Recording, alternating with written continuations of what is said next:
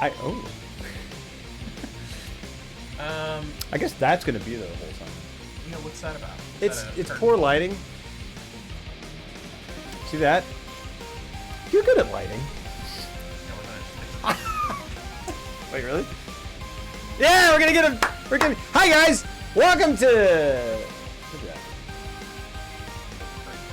Yeah. What's up, Wolf Rat? Let's turn this music down.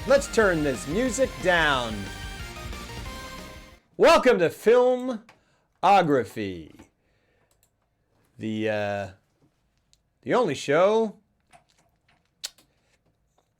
that we're on right now.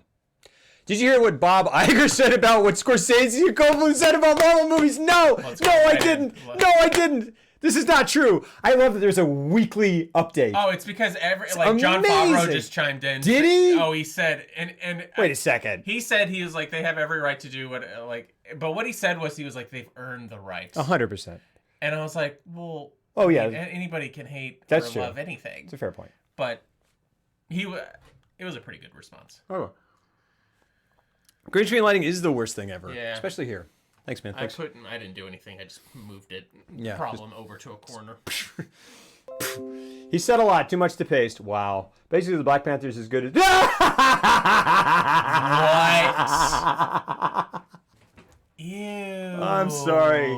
That's not true. Hold on. I don't know because did you see Black Panther? Yes, and hold on. I wish he had picked any other Marvel movie because Black Panther is incredibly culturally important. Like, it's a film of incredible importance. But I had heard amazing things, and then I went and saw it, and I was just like, cool. It's exactly like every other Marvel movie. Yeah. The difference is, of course, those videos of like little African American kids pointing at the poster so cool. Fucking excited that they finally saw themselves represented. Again, it's amazing. When I say all this, not taking that away from amazing. It, but when I went and saw it, I was like, it's the exact same plot of another Marvel movie. Mm-hmm. That's interesting and black. Because it was bulletproof. You're telling me Ryan Coogler making Black Panther is doing something that's somehow or another less than what Marty has ever done on any one of their movies? Like, come on. Yeah, I said it. Is that hitting back at Coppola for saying, like, I'm saying it? Ryan Coogler is a fantastic director. I love Ryan Coogler. It's not lesser. It's just a different aim. I'm going to say it one more time. It's not. Quote it and put it on Twitter.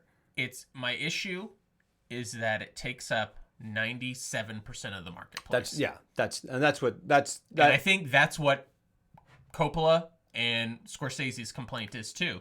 It's not that they're there and that people like them. It's that it's really dominating the market to the point that original content is much harder to make these days. Yeah. Freaking Wolf Rat. Hold the phone. Wolf Rat says, I have a backer for my comic book. What? Exclamation point. It's getting off the ground. Dude, what? That is incredible. Dude, you've been writing that for some time. Yes? That's amazing. That is so cool. Congratulations, man. And Black says it's 100% less than most of what Coleman made. 7 years. Oh, dude, that's incredible. Yeah, congratulations. Congratulations. Do a slow clap for that. It sounds condescending, but it's not. Hey, Wolf Rat, you're so fine. You're so fine. You blow my mind. Hey, Wolf Rat. Huh. Hey, Wolf Rat, you're so fine, and I want to read that comic. Didn't rhyme. What's that comic about? Or if you don't want to tell us, that's fine. He's like, I've been writing it for 7 years, man. He's like, I got a backer now. I'm not just going to give away the show. I'm going to go too long. We're just a couple more months, and then unleash it on the world. So here's the thing about Black Panther. Zango, are you sure you want to? It's not the first superhero movie to have black characters in the lead. It's just the first good one. Meteor Man. I never seen Meteor Man. We need to do a Robert Townsend month. Why did you say that in conjunction with Meteor Man? He wrote Meteor Man? Yeah, he's in it, and he directed it, and he wrote it. Robert Townsend? Robert Townsend. Oh, Townsend. Who's Townsend? Not Robert Town. I'm thinking Robert Town. Robert Townsend. I've been reading a lot about Robert Town recently, and I'm just like, wait, what? Yeah, Meteor Man. Spoilers. 7. Excuse me, Blade. Yeah, Blade. Cool. Blade That's is awesome. another comic book movie. Oh yeah, yeah. Hollywood Blade is Shuffle. a legit amazing movie. Blade is awesome. Blade, Catwoman, Steel, Hancock, Blade. Steel, Hancock. I liked Hancock for like most of it. No, I liked Hancock. I liked Hancock. I never saw Hancock, That's all right. but Blade is amazing. Here's the blurb though. 6 You don't fragments. like Blade? Blade's awesome. Here's the blurb. Oh yes, sorry, go. 6 fragments of a soul inhabiting the body of a young woman attempt to control the 7th by unleashing. Whoa! 6 fragments of a soul. It's a good blurb. Oh wow. So it's like no, never mind. That's awesome. Dude, Blade's all right. Blade's okay. Blade's fine. when it's out, why don't you pop that bad boy over here and then we'll do a whole stream on it. That'd be awesome. So it's some clear up the trash kind of death. Clean up the trash kind of death. Yeah, all right. Black Panther is the opposite of amazing. I mean, it's honestly what. I was bored by it. Yeah, you know what But did. then I'm bored by most Marvel Yeah. movies. I was bored by Endgame, so I mean, I haven't seen any of those. I went and saw it opening night in IMAX, just giving it my due diligence, and Just to let it scream in your face. Just to let it scream in my face. I was like, I'm gonna give this the best I'm sure it's opportunity with great. the most enthusiastic audience, and see if that wows me. And it just didn't. That's a great title, Wolfred. I like that title a lot. Congratulations, man! Yeah, That man, is that's huge awesome. freaking news. That is Congrats. amazing. Oh, sorry. Iron Man was great. I really Iron liked Man it. was cool. Iron Man. Also, the first Avengers was cool because Yeah. you finally got to see all these people on screen at the same time. It was fun. I saw it opening night, Yeah. and everyone was so into it that it was an experience. I remember that viewing experience, and it was cool. I'm sure. I can't believe I've missed 2 Avengers movies. I never saw Ultron. That's crazy. Oh, I've only missed 1 then. Is the Thanos one the only one that's after Ultron? I think Well, I think guess they split it. I guess they split it up. So there's 4 total. Endgame, and then what's the one pre-Endgame? Yeah, something like that. Deathly Hallows, Part 1. I really, but I mean, like, I'm sure, like, I saw Civil War and I was like, oh dang, like, Civil War. Wait, yeah, Civil War, not Winter Soldier.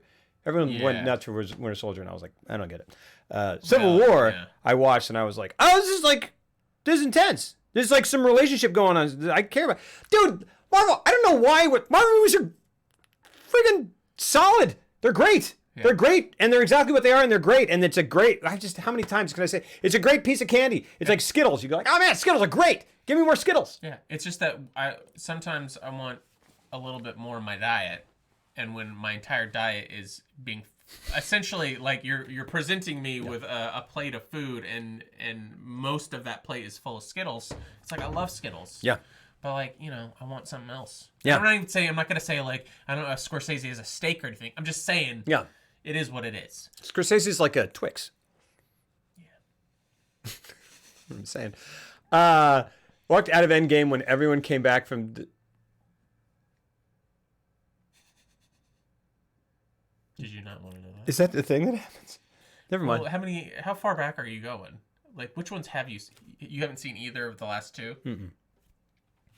I mean, it's not like it's All right. So they just undid everything? That's silly. Okay. Whatever. You'll just have to watch it. I mean, He kind of did not. I mean, if you don't expect that, then it's like, well, you don't get how art and commerce works. Because it's like that's why the ending. They're like everybody was like, man, that's so devastating. And I'm like, yeah, but like, there's no way that's like they're all coming back. oh.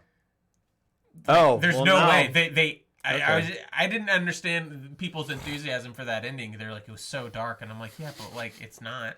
Winter Soldier was like a 70s political thriller. Haha is right. Yeah, it's like 3 Days of the Condor. Yeah, like if 3 Days of the Condor had a giant. I heard that. Is that CG kick fight in the middle of it? Because that's what I heard. No, I didn't. And I heard care. that it just has Robert Redford. And in that's it. what I was gonna say. I was just like, oh, is it because it has And it was one of the actors in it? I gotta say, it was surreal.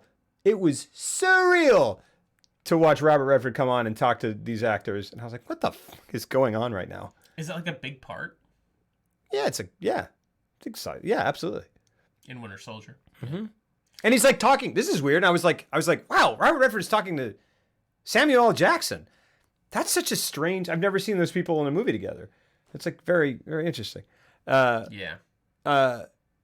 Spoiler for a 10-year-old comic. Yeah, my bad. It Like just Spider-Man seems 10. like Redford would kind of fall into the Scorsese Coppola camp of being like.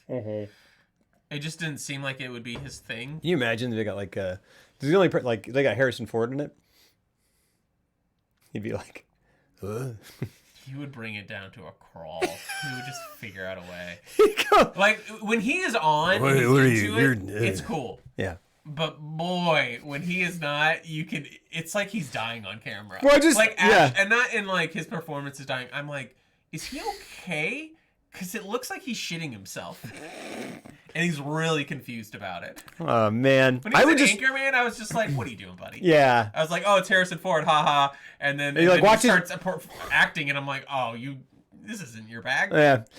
Where you go, it's funny when you go like, here, yeah, the movie goes, Harrison Ford. Right. And then you go like, look at his contempt for what he's in. Yeah. And you're like, yep. Yep. And he's like, I don't want to be here, and you don't, whatever. Is that guy Ant-Man? I don't, get out of here. Harrison Ford desperately wants to be funny. If you've ever seen him on like Conan, and He is funny. Here's the thing: I think he is funny. He's a he's- and I think he's got that roguish charm. But like, you got to give him. He's got to be enthusiastic about the thing that he's in. Like, he's funny, and like when he was in Force Awakens, didn't love it, but like I thought it was nice to see him care about something again. Yeah. And it's, Good to Sean Steelgrave with all the hot takes. Good night. funny wants to go on. I love Harrison Ford. Everyone loves Harrison of Ford. course. This is not in Ford's the debate. best. Yeah, there's no debate here. I heard they're doing So, one more Indiana Jones though. I do like. That's what I heard. They were like, instead of letting it go, they're like, one more to wash the taste out of everyone's mouth. We'll get it right this time. Not seeming to see the problem that it's just like, guys, it's a different era. And direct- you're all 30 years older. Like, it's just, it doesn't really work that well anymore. You're gonna be eating your words. I hope so. But I don't think I'm gonna. Super Army Circle Jerk is a really funny. That's great. I love that. I was pleasantly surprised by his performance in Force Awakens. Oh yeah, absolutely. Imagine Scorsese and Coppola teamed up to make a Marvel movie. That's why I was like, what would that be? They could do Batman Year One. Yeah. And Yeah. because it barely features Batman. Yeah, I love Year One. Me too. It's my favorite comic. Can you imagine what would have happened if they had done? Because Aronofsky worked on it for like 2 years. Yeah. That would have been so cool. Maybe. Remember that period when Aronofsky was like, he didn't do a movie for a while, and he was just jumping from like one thing, and then finally he did The Fountain, but The Fountain took forever. And Yeah. I watched The Fountain. Because those like practical effects. Those practical Yeah, shake 'em well, up because water it was effects. like a $75 million movie with Brad Pitt, and it took so long to get going that Brad Pitt bailed, and then he was like, I don't know what I'm gonna do. I keep trying to write things, but nothing. And then he's just like, well, the only thing that's exciting me is The Fountain. So he's like, all right, I'm gonna rewrite it for less than half the budget. Wow.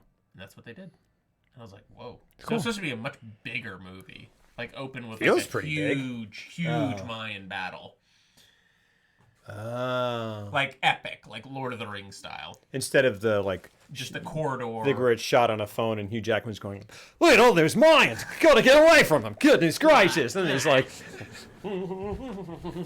high kicking. Where's that from? He's high Oklahoma? kicking it. Yeah. It's basically. Because why not? Because just take, I love Hugh Jackman. I love Hugh Jackman. He's amazing in that movie. Yes, he is. Forgot about Rogue One. I love Rogue One. Do you like Rogue One? Never saw it. I love it. Did you like? I mean, I really enjoyed I've it. heard such mixed things. I heard it's the best one of the new ones. Yes.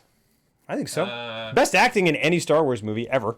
I'll say I just Probably. haven't seen it. All the new ones, I haven't seen any that I out now. Like I thought the best one was Last Jedi, I love that. and even then I was just like, but I don't need it. Yeah, who cares? I mean, well, I don't need any Star Wars movies anymore. Who cares? I know. And but every time I get it, I'm like, I enjoyed it. Did you see the new trailer? Because I don't care about these movies at Yeah. all, and that new trailer, was good. it made me tear up. Yeah. Because whatever that new rendition of that theme was, Yeah. wow. Yeah. Where it's Like, boom, please release that as a song because I was, it's Vince to me, off camera, he's like, why don't they hire me? I'm such a good trailer music composer. And then I ask him, I'm like, do you play an instrument? And he's like, do I? And then it's this for 15 It's minutes. this is my instrument. Is that what you meant when I This said is I asked my him for real? instrument, If yes. you played an instrument and you're like, and you got this twinkle in your eye, go, you're like, do I? do I have an instrument. I play myself. This is M. Black. Thank you for calling me on this. Hugh Jackman does a very good American accent. You ass. It's very, very right. Rogue One is the only one that tries to tell a different story. I really like Rogue One. Cats. Wait. Tell Jeff how you liked Rogue One because the characters were so great, but then I asked you if you were excited about the Cassian Andor TV show, and you said, who? Yeah. Do you know who Cassian Andor is? Nope. Did you like Rogue One? Oh, you didn't see it. Yeah. All right. Well, who cares? Yeah, it's obviously. You Look, just said a bunch of words, and I have no idea what yeah, any of them. I don't care. Look, dude, I don't look. I liked the movie. I don't care what 15-year-old sci-fi fan fiction names they gave their characters. I don't care. It's like Wait, what are we talking about? Cassian Andor is apparently Diego Luna's character's name in Rogue One. Okay. And so I was saying, I really like Rogue One. And they were like, and he was like, are you excited about the Cassian Andor show? And I go, absolutely not. And he's like, and I go, who's that? And he goes, it's the guy from Rogue One. And I go, oh yeah. If I hear a Star Wars name, it goes boop, boop. Like you put that into a name generator. It's Flint Mc something. Or No, it's easy. hold on. Or it's like, or Dash Blondar, or I think Blondar is a Star Wars. that's what I'm saying. And it's like, Clar. That's what I thought in Block. I thought it was. I was like, oh, is Sea this a whole show that takes place on Endor? Caspian Sea Spray. Yeah. Rogue One is like a 1940s heist film. Ha ha! Lobo's just like, no, I know. Well, I'm telling him. You told me. I remember seeing clips of it and being like, visually, it looks Yeah. like the most amazing one. Like it looks. It has a different. It's a more intimate. It feels a different movie. Then it's like it's like it is. You know, it's I'll give it a shot. it's the Rosencrantz and it's the Rosencrantz and Guildenstern are dead of the Star Wars universe. Wow, sold. Well, great. Zoop. I will choose to take that as. Don't tell me you don't remember Star Wars names. I don't. Lando Calrissian. Who's that? Lando Calrissian is the character historically and famously played by Donald Glover. He got out of it, guys. You gotta give it to him. He's very good at this. Very good at being a fucking dick. Glover, you randomly used to shout Seboba. Yeah, I don't know what that means. It's the guy from the Speeders. I know like 6 Star Wars names. Lando Calrissian, Londar Maxlassinen, What's the guy? Boot Black Reef Lamar. Who's Jabba's #1 guy with the peanuts wrapped around his neck? Yeah, that's the one that I always think is someone else, but it's that guy. Yeah. Oh wow. Yeah, that's good. Bib Fortuna. Autoerotic. Yeah, I actually did know that name. I think I even had his action figure growing up. Yeah. Bib Fortuna. And I think the only reason I had it is I made my parents take me to Toys R Us to Flan? get one, and they were all out of everything cool, so You got a Bib Fortuna? I guess I'll get Bib Fortuna. And he's like, yes, you will. This is how it always happens. This is how I win everyone's hearts and minds. Flong Trandor. Flong Trandor. Are you asking me to do this? I don't understand what that Flong means. Trandor. Flong Trandor out? Is it a real Star Wars name? Or did I just make it up? Or is it... Flong Trandor? Yeah, it sounds made up. It disgusts me that Bib Fortuna is a male Twi'lek. Oh, we did. We actually I would love did to this. see you in a Star Wars sorry. writers room, by the way, and you're just like and then like Flong Trandor comes out, and then he's got beef, and then Flant and then Trandini. and then Fap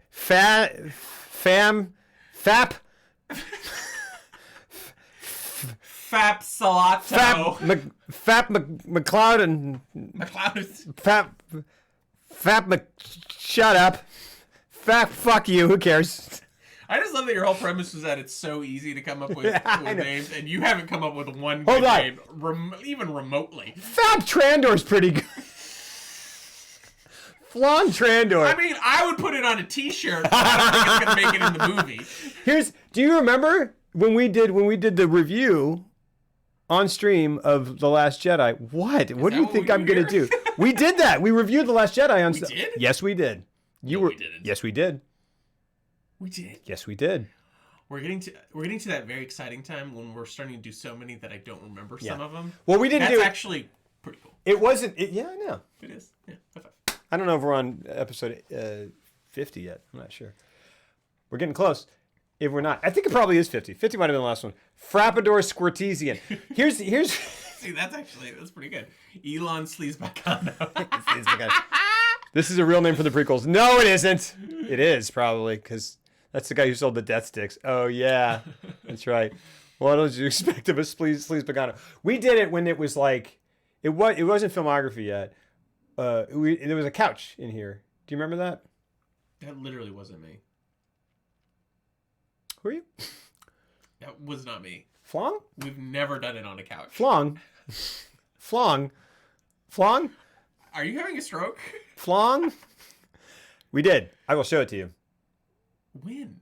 All right. Do you have your phone? On a couch? I don't know. We might not have had it. Yeah, I think it was a couch. Oh, was this like before? This is before filmography, though. Yeah. And I just came on. That's what I said that. Yeah. I said Yeah, and you had it all rearranged. Oh, Yeah, wow. and it was on a couch. Honestly, totally forgot about that Yeah. entire layout. Because here's the thing. Because we also did Justice League. Remember that? We reviewed Justice did, League. yeah. And before Justice League, this is when I was putting effort into things. And I worked up a pre-review game where I showed you poorly molded Batman action figures and tried to make you guess which Bruce Wayne it was, That's right. which is really funny. That's really good. It's a really funny thing that I did. That's very charming. Yeah, we both Cute. just fucking forgot it. Yeah. And then it's lost to time, except I guess it's archived. And then before Star Wars, I came up with a list of fake and real Star Wars names, and I made up a shitload of them. And I was like, is it real or is it fake? And we played that game. I bet I can find Oh it. yeah.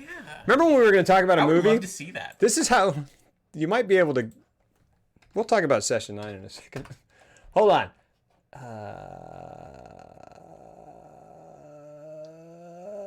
Sleazy Bagano. Slazer Bagano. Oh. Bunda Boba, Shaboba, Tarasa Boba.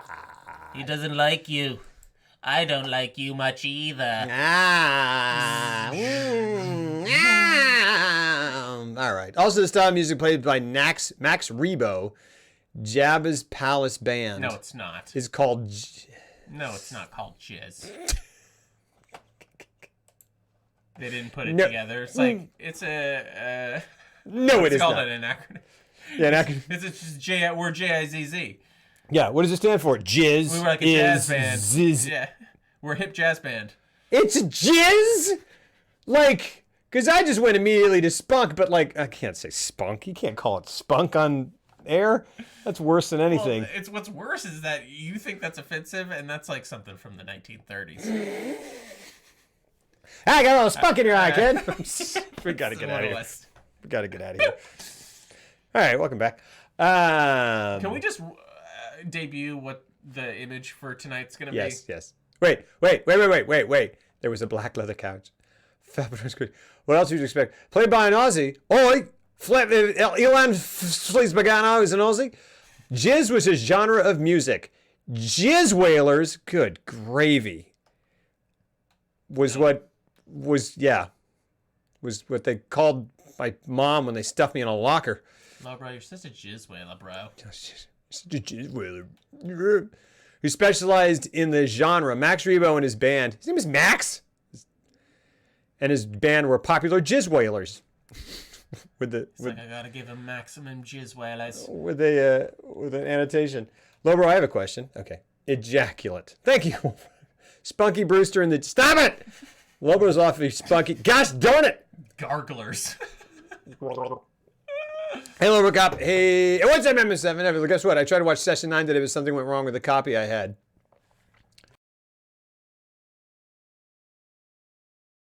I muted it for that because that was mean. He just gave away what his thoughts were on this movie. Yep. Wait, Session 9? Should I watch Session 8 by accident? I will never stop these bad jokes. Nor will I! What is your opinion on Val Kilmer's Batman?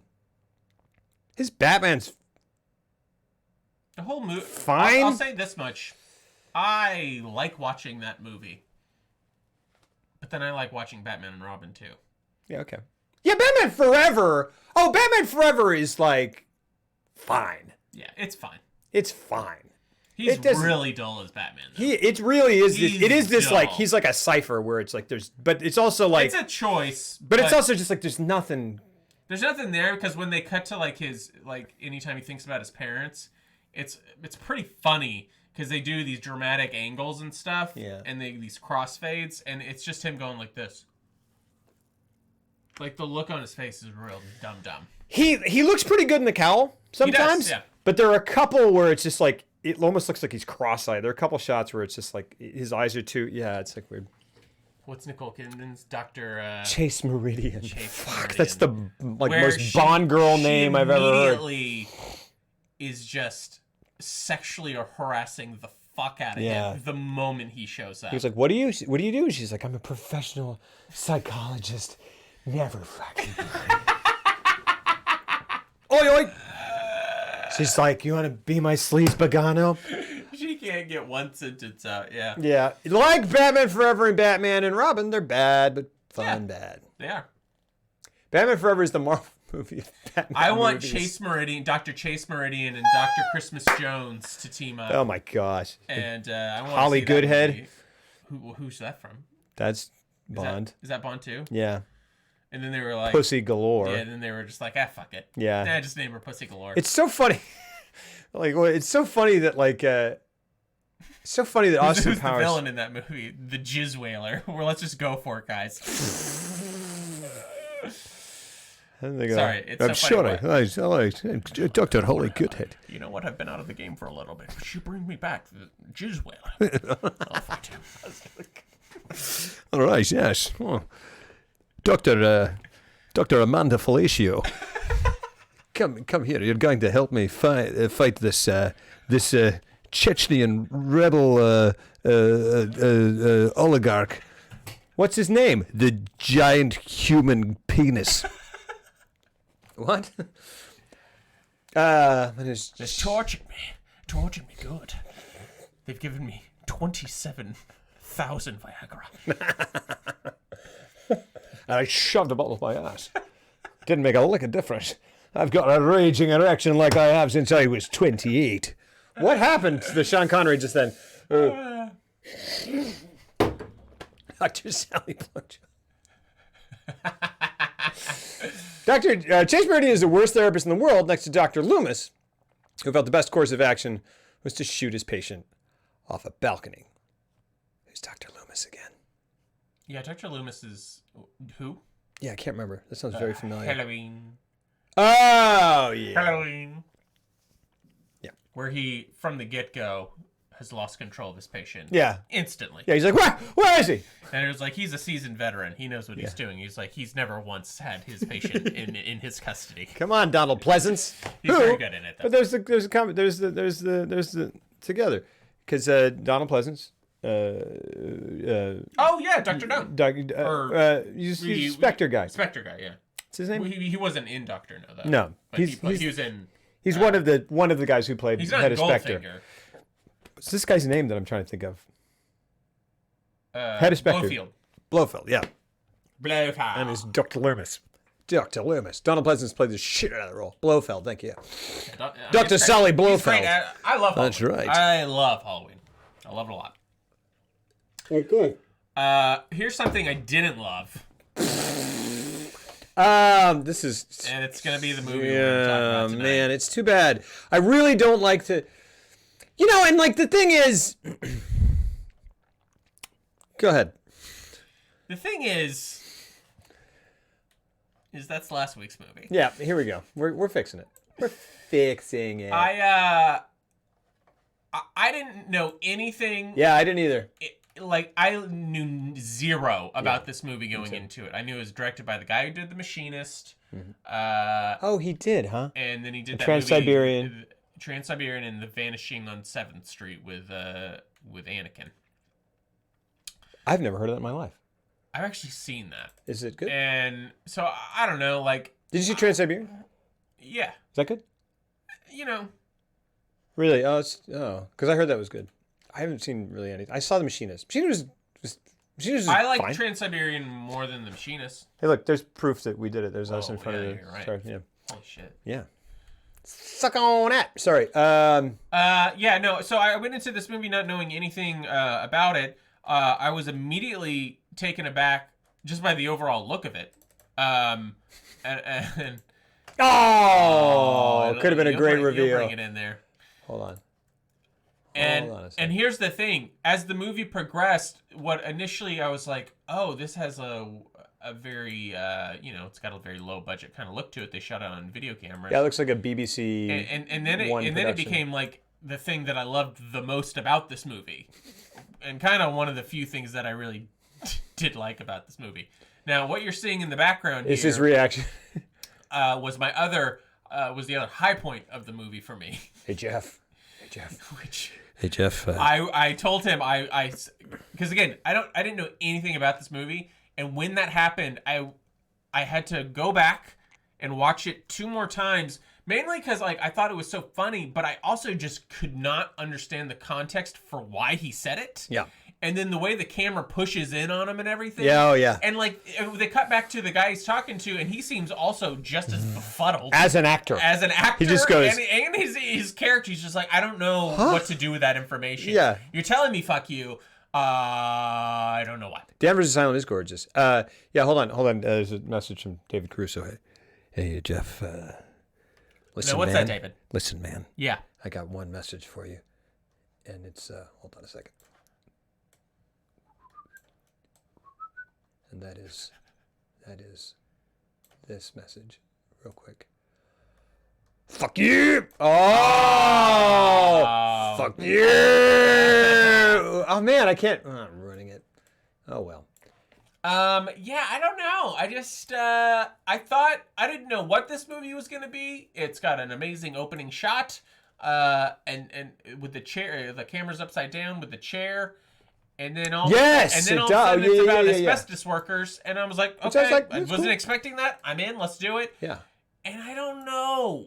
I mean, you do. Like, I do. No, It just felt, I don't know. Like, on one level, I was like, this is awesome and kind of inspiring, because like they clearly they were like, we're fucking gonna go make a movie. Let's go make it. And on that level, I have a deep, like truly deep well of respect for them to just be like, I'm gonna go fucking make a movie. And then they went and made a movie. Now I know that there's a budget behind this movie, but I don't think it was very high. Well, and what it's interesting because you mentions Danvers Asylum. This is probably something we could talk about later, but I mean, it's a real place that has real like that. That was something I read after the film, and I was like, oh, that's interesting. That Danvers is an actual it's been torn down, but it was an actual place, and that actually kind of has this sort of maybe checkered history, and people did actually break into it looking for haunted shit and stuff. And I was like, oh, they actually like shot in an actual haunted place, didn't change hardly anything. You didn't think that? Like from the I mean, I think from the word go, I was just like, oh, you had you figured out you had access to this entire thing, and you're like instant production value. Yeah. And so you're like, let's write a movie around it. Yeah, and I was like, cool. I thought it was like an historic, at least an historic exterior, and then I figured they'd dressed it, you know, just like every other haunted house movie. I read that they did dress it, but just with shit they found Right, exactly. around the place. Yeah. And that like, oh man, that they were like, they found like sort of like dried blood and tissues from patients, and they were like, not going to touch that. And we're not going to shoot that. And I was like, yeah, it is interesting. And I liked how it was interesting to me that it didn't, you know, for the most part, it avoided. It was like, no, we're going to show the daytime. We're going to do this in the daylight. Yeah. We're not going to do the whole nighttime stuff. Yeah. And I don't know. Did that work? I don't know. It was an interesting approach, though. Yeah. They were like, no, why would we stick around here at night? We're fucking going home. Yeah. No one stick around here at night. Yeah, except the ones who stick around at night. Right. But yes, the majority of the movie... But for weird reasons. It's like, a lot of it's just downtime. It's like them having lunch and stuff. Yeah, which is... And I liked... I liked that angle on it. It's just that a lot of the writing was subpar. Yeah, unfortunately. I dig the, like, oh, asbestos cleanup. Okay, interesting. Yeah, I liked that. It's like a very specific world. I'm there in it. I like it. Yeah. I could have liked it more if I responded to, I think, the writing a lot more. Like if the writing had been different. It was this approach, the writing needed to be stronger. Way stronger. Because they weren't going for... I liked that they weren't going for the bang, bam, boom, bang, bam, bam, boom. But at the same time... It's like, okay, it's about relationships, then... And then you need that writing to be good. Yeah, I agree. I refuse to see DC for the new comics, but I'm glad a popular director wrote a Batman comic. Who? What are you talking about? Oh, wait. Sure, about John Carpenter wrote a Joker one-shot comic? What? No, I didn't. That's crazy. Did he also write the soundtrack for it? Session 9 is how I know anything about the dangers of asbestos. Yeah, which is insanity, apparently. The movie sucks. Let's just get... Did you feel that way too, Embelak? I got done with it and I was like, man, all right. Unfortunately, because I was really looking forward to it. And I feel like it's like... Well, we had heard such good things. And we knew literally nothing about it. And that's kind of a dangerous situation. Sure. I don't know. I was surprised at why I didn't like it. Me too. It just wasn't in my wheelhouse or whatever. Too. It's just that it was like, oh, I just don't think this is a good movie. I didn't. Yeah. And it wasn't crazy bad enough to be enjoyable. Yeah, except for this moment. Fun fact: the guy who's supposed to be a lawyer co-wrote the movie. Exactly. Yeah, and does a voice in Red Dead 2. Interesting. Remember enjoying? Oh, that's cool. Do you remember enjoying it? Great. I'm glad you enjoy it. I would love to hear why people enjoy it.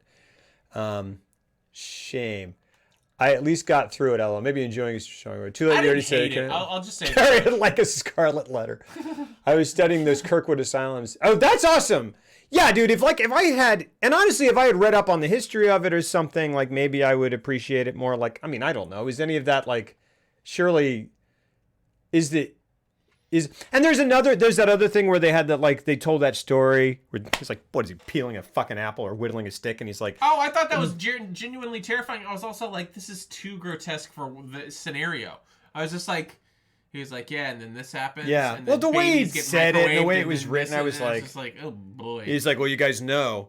It's like he fucking strikes a mat. It's like the guy with scratches down. Where's the old guy with a peg leg coming in because a storm's on the right. He can feel it in his bones. He Robert Shaw scratches down a chalkboard and goes, "I'll tell you about the frickin' whatever." And it is an interesting. Hey, Chiefy. Oh, you like them rituals, do you? I mean, it's like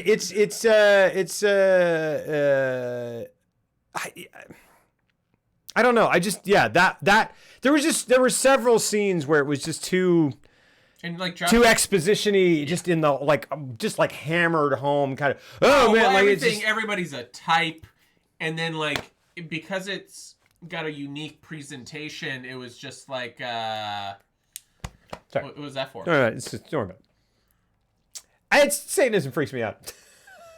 Sorry about that. Did we say something? No, just the whole thing. So when you get a thought in your head about Satanism, you got to go. I don't know. I got a thing. No, I know you do. Yeah, I know. One of the first things I noticed about you. When we started working. Do I do that a lot? Yeah. Okay. Like, somebody is going to have to do a supercut at some point of every time you've been on the stream, and it'll probably be like 35 minutes long. That's a fair point. Too late. Yeah, okay, fair point. Is there anyone with a more punchable face than Josh Lucas? Like, I like Josh Lucas. Here's the thing. thought it was one of the best parts of the movie. I agree. I think his performance in like- this and I was like, he's carrying this performance kind of Yeah. on his own. Yeah. And like, he's not getting, the writing's not there, the atmosphere's not there. So it's just like, he's just fucking doing it. yeah. And he's doing it better than, Anyone besides Matthew McConaughey would. yeah. Sorry. It's just he's just got that smarmy charm. It's great. And I love him. I love Josh Lucas. He's great. I did not buy their relationship though, because like out of the gate, he's just like, I was like, oh, they don't like each other. Why didn't they like each other? And then Josh Lucas like walks over to him and was like, he's like, my dick's sore or something because I've been fucking your girlfriend. And he goes, right. That I broke you And he guys goes, up with. and he goes, Josh Lucas, don't you bring that up. And then he like Don't bring that up. pushes him. He's like, "Whoa, you look Yeah. like I'd be an asshole, David Caruso." Yeah. And he's like, "You just came over to him and like rubbed it in his face that Yeah. you like stole his girlfriend Yeah. and then fucked her." Yeah. Yeah. Yeah. If it had like, there are things like that where it's like, yeah, you can have that situation and just write it better. Yeah. And like, there's There's the a thing, lot of that. The thing where he's like, he's like, oh, I just fuck her to get under, his skin, and I'm like, it's an interesting is thing to have interesting, someone say that, diabolical. but But like that's all it was. but it's like I go, there's that, and then the rest of the movie, he's then- not really a terrible fucking dirtbag. He's not really a And it's- sociopath. But he doesn't explain. Okay, he's like, okay, so you're clearly doing that because like you envy or you yeah. think Or maybe he's just you look at David maybe he's Caruso posturing and for the other think, dude. like you admire him on some level and you hate that, or Yeah. like there's He's a something really- that- like why are you doing it? 'Cause Because he- he just said he was just like, hey, I do it to fuck with him. I'm like, cool, Yeah, okay. he just loves NCIS or whatever it is. No, what's the other one? What's the thing he's on? Who are you? Yeah. Boom, bam, Oh, boom. CSI. Who are you? Crusoe. Looks I like- really wanna. it's like he's like, Yeah. Oh, I want one too. Go ahead. it looks like this asbestos. What's the bestest? Can I do one? Can we just go back and forth a couple yeah. times? All right. Okay. Cool. But like, don't break them though. No. All right. I got this off Wish.com I- for oh. $2. All right. Looks like Hank is gonna be fucking Amy now. Did that work? No. Okay. Sorry. I mean, that's about on par with CSI. This is my best Nicholson impression. It's not as good as it gets. Just right there. I don't know why you're making that noise. I don't hear anything. It sounds like puppies are being drowned.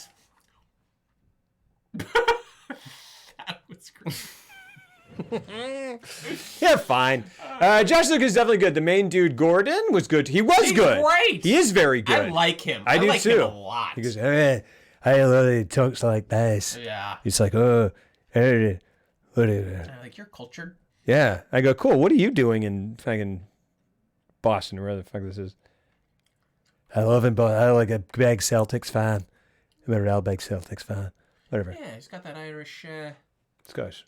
Scottish. I think Scottish. Sure. I think it's Scottish. I think. Scottish is kilts. Irish is leprechauns. And that's what goes on in my head. Yeah. And when I have to, I don't know why I said that out loud. Yeah, no, it's great. I But feel in like my head, I think it's usually good. go. Yeah, like people are talking to you, Irish and you go, leprechauns. stop. Are you a kilt or a leprechaun? What are you? What do you think? Lift your little dress up. Let me see it. Goodness gracious!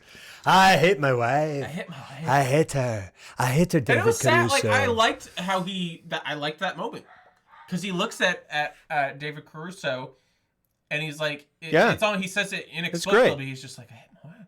Yeah, I hate my wife. I was like, that's not. I didn't do that. I can't. I don't. I love her.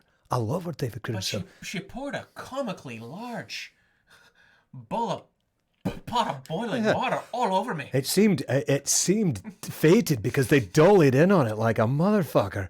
After she walked out, I go like, she's boiling water. It's not that she hit it and then it fell over. It was so big. It was a cauldron. Yeah, she would have had to like It was pry a it Scottish over. cauldron. She had to put turn it over. Yeah, She took a big wooden spoon. It was and like she a pushed caber it. toss. She fucking like put the thing in with like that, and she was like, "Look, take it, you bastard." What do you think of that, David Caruso? Well, I think You must have hit your boiling point. Sorry. No, just keep those. Okay. Every once in a while, I'll be All right. like, "What do you think about that, David?" We'll make that a thing. Remember when his nephew came over to thank him for getting in the job, and had tears in his eyes. That was good. It acting. was fine. He's acting. losing his mind. There was some great moments. Yes. Oh, gotcha. Okay, thank you. No problem. I love you. That's my wife.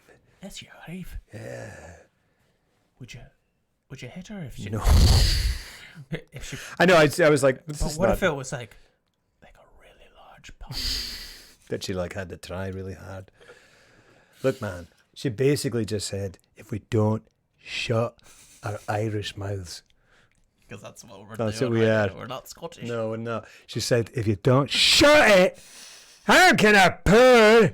Oh, right. Can I pour a big? Thank you. I need that voice in my head. I'm gonna pour I a like what big you're doing is tongue you're of just- freaking You're boiling doing Mike water. Myers. I am. That's right. Turn up the bass, City Rollers. SATURDAY. Night. I married a. Sorry, an axe murderer. great. Yeah, like what was she cooking? Water. Leg burning water. Because That's a good point. I and don't. like the thing. Here's the issue, and I like that we have to whisper about it. That's 'cause right. It brings it into a new realm. This is NPR. It when he's sitting at down here. when he's And the Caruso's in that going. when he's It's a delicious dish. when Exactly. Gordon is out parked outside his house, Yes. and he sees his wife Yes. and he sees his daughter, Yes. and then they do this where she goes, and then she walks inside and it leers on the boiling water, and it cuts to him and he doesn't go inside, and this is like minute 5. I was like, oh, so he just like slaughtered them like real good. And then they keep that up for the next 97 minutes. And then at the end, they're like, I killed my wife. I'm like, yeah, I know. I've known this entire time, you goddamn dummy. Are you not only crazy, but... well, It's so much. It cuts so much deeper when you're whispering. So. Oh it man. really is. That's much more seething. It's just like, hey, It's like, I know you fucking are. you bleeding agent. I knew you did it. I do Jump need start my heart, Abigail. I'm gonna go dive into my coins. Yeah. Well, I didn't know he did it the whole time, but I just kind of was like, there were tons. There were like, each one of them had like this weird. They got to a point where like they each had like a storyline going on. Like Yeah, he's but- got the coins. He's listening to the tapes. He's got the wife stuff going on. Mullet Caruso's Man's- like who, whatever. Well, man, he's a good actor. I like that dude. He was good in this. I guess he was. You don't think so? Because I feel like the reason I think I was the mullet really distracted me. It brought it. it's gone. Huh? Like I think it was good, a good performance. Yeah. And then his mullet made me think otherwise. The thing is like he's so it's all part of because it's like, he's like what's that dude's name? Joe Dirt. What's the dude's name? He's good. He's a good actor now. He's actually from Dallas. He's in 3 Billboards. He is in Get Out. He always plays like Oh, that's not nice. what? You talking about David Caruso's son? Yes, I am. Yeah, what is his name? I just Oh, I almost had it. It's a hyphenated. It's not Cody Smith McPhee. That's not him. Cody I know Smith McPhee. who he's Yeah. Who's that kid? He's from He's like the kid from X-Men The and Road. maybe The Road. He's like the not Nicholas Holt. I liked What am I that. talking I know who you're talking about because you're like, you know, that guy from 3 Billboards, and you were like, well, we're talking about a guy who has a nasty mullet. He didn't have a mullet in that, but his persona makes me think that his soul has a mullet. Oh, actually, yeah. Sorry, he's a very like calm, nice dude in 3 Billboards. But in Get Out, he's like kind of all over the place. And then that Tom Cruise flies a plane movie, Oh yeah. he's great in that. But he's got this thing where he's like first time I saw him was Get Out, and I was like, that dude is chewing the scenery, but it's interesting. I think he's like going for it. And then in like he's caught my interest, and I go, that guy's like he's for real. He goes for it. He's like a little Paul Dano kind of thing. And anyway, the point is, whatever. This guy, the guy who played Brendan Sexton III is his name, and he's just a guy who he's on screen, and I feel like you don't kind of, because you just go like, oh, that dude is just that dude. Yeah. But it's like, nah, he's just acting. He's not really that dude. Sometimes they are, but I don't think that dude is that dude. Anyway, that was a diversion. I think he's a good actor. I think the performances are good. So do I. I even think David Caruso is good.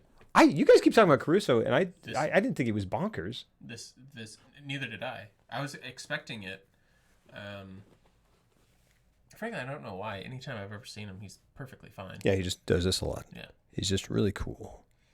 But this was why it stuck out so much, because I was just like, this is weird. Because the camera goes Looney Tunes. Yeah, it's like it's like, yeah, it's like what Hot Fuzz does to great effect on purpose. It's like a Sam Raimi deal. It's like, yeah, it was like a Sam Raimi. It's a what you call it? The Sam Raimi cam. Yeah, Raimi cam. Yeah. It's a shemp. Caleb Landry Jones, thank you. He's in Twin Peaks: The Return. I got to see that fucking thing. When he was listening to the tapes and the camera panned along all the different tapes, session 5, session 6. When it got to 9, you whispered out loud, that's the session 9. That's session 9. That's the one. That's the one. And it goes do do do do do do do do do. I bet something bad's gonna happen when they get to that tape. Yeah. Yeah. Because the movie's called that. Good times, bad times. I've had my share. Are you talking about? Yeah, we're talking about Caleb Landry Jones. We're talking about Caleb Landry Jones. I feel like it's real easy to do an Irish or Scottish accent. Like, how do you? Well, tell me more. How come? I've tried to get Kelsey to do it before, and I'm like, you just gotta posit. You posit a lot of questions. He's like, oh, do you? Oh, no. I never thought it about that way. Oh no. Yeah. Yeah, 29. Sweaty 9.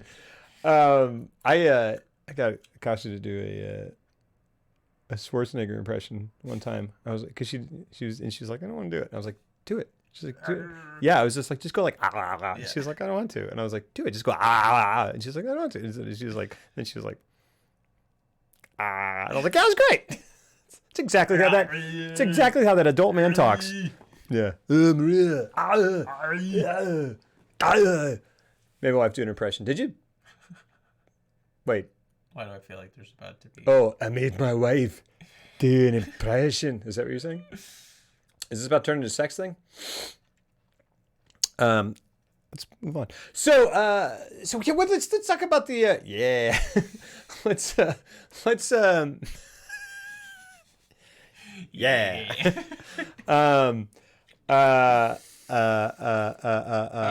about the setup. Okay. Big haunted hospital, asbestos removal service.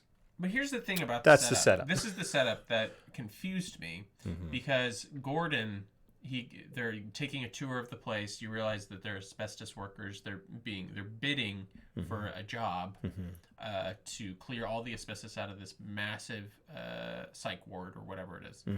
And they find the conditions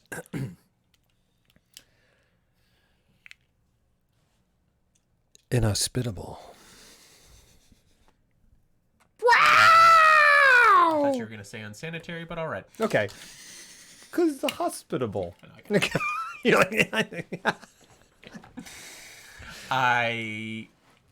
My confusion comes from when he's like, I really need this job. Yeah. I really need this job. And he's like, it's a 3-week job. We'll do it in 2. We'll do it in 1. Yeah, we'll do it right. We're done. And I'm like, that's excessive. I just did it. And he was like, okay, we'll do it in 1.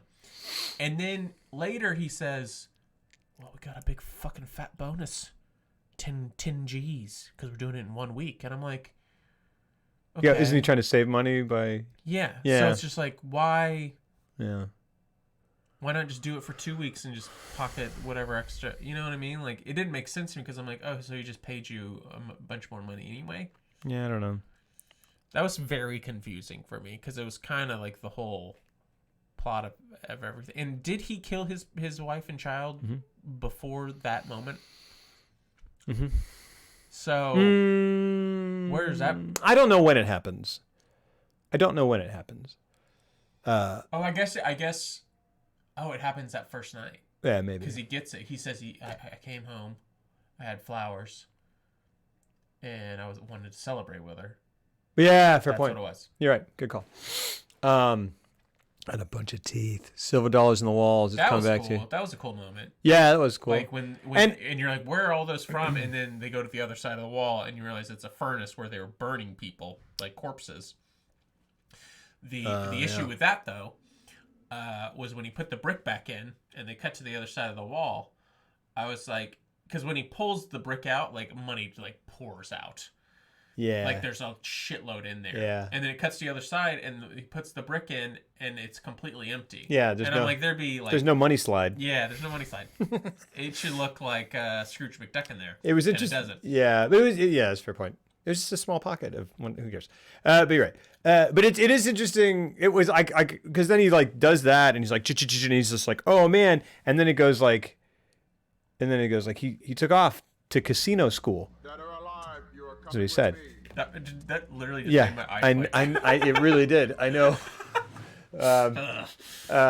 Thank you for the follow, Firehouse 2K 25TK. Thanks for the follow. But he's like, he had this idea about going to casinos, and then I was like, oh, and there's a visual reference to that with the coins pouring out of it. Like that's what it looked like. It was a slot machine. Mm-hmm. And I was like, and usually I'm like, oh, cool. This time I was like, why? That's weird. Wait, say that one more time. Okay. Why is it weird? First we'll say, Firehouse 285TK, thanks for the follow. And then I said because he pulls out the thing and it's like, and I didn't realize it until they said casino school until whatever. And I was like, oh yeah, that's like a visual reference to a slot machine. Like that's what it is. But then I was like, why? Yeah. Who cares? Oh yeah. Like I was like, usually I'm like, oh cool, that redoubles the meaning, or like it emphasizes or whatever. And I go, for some reason it didn't work for me. And I was like, I was just kind of like, that's interesting, but it's kind of goofy, or like it's weird because it's an unrealistic thing to happen. And then I was like, well, and maybe that's the intent. that it's like It's a hallucination, or it's like a spiritually whatever. But I still was like, that's weird. Like the It is ghosts were weird. like, because like who cares? Because Like, are there ghosts? or I don't know what. Or it is the building just make you go crazy? Yeah, I don't know. Making it the worst insane asylum of all time, besides all the other haunted ones.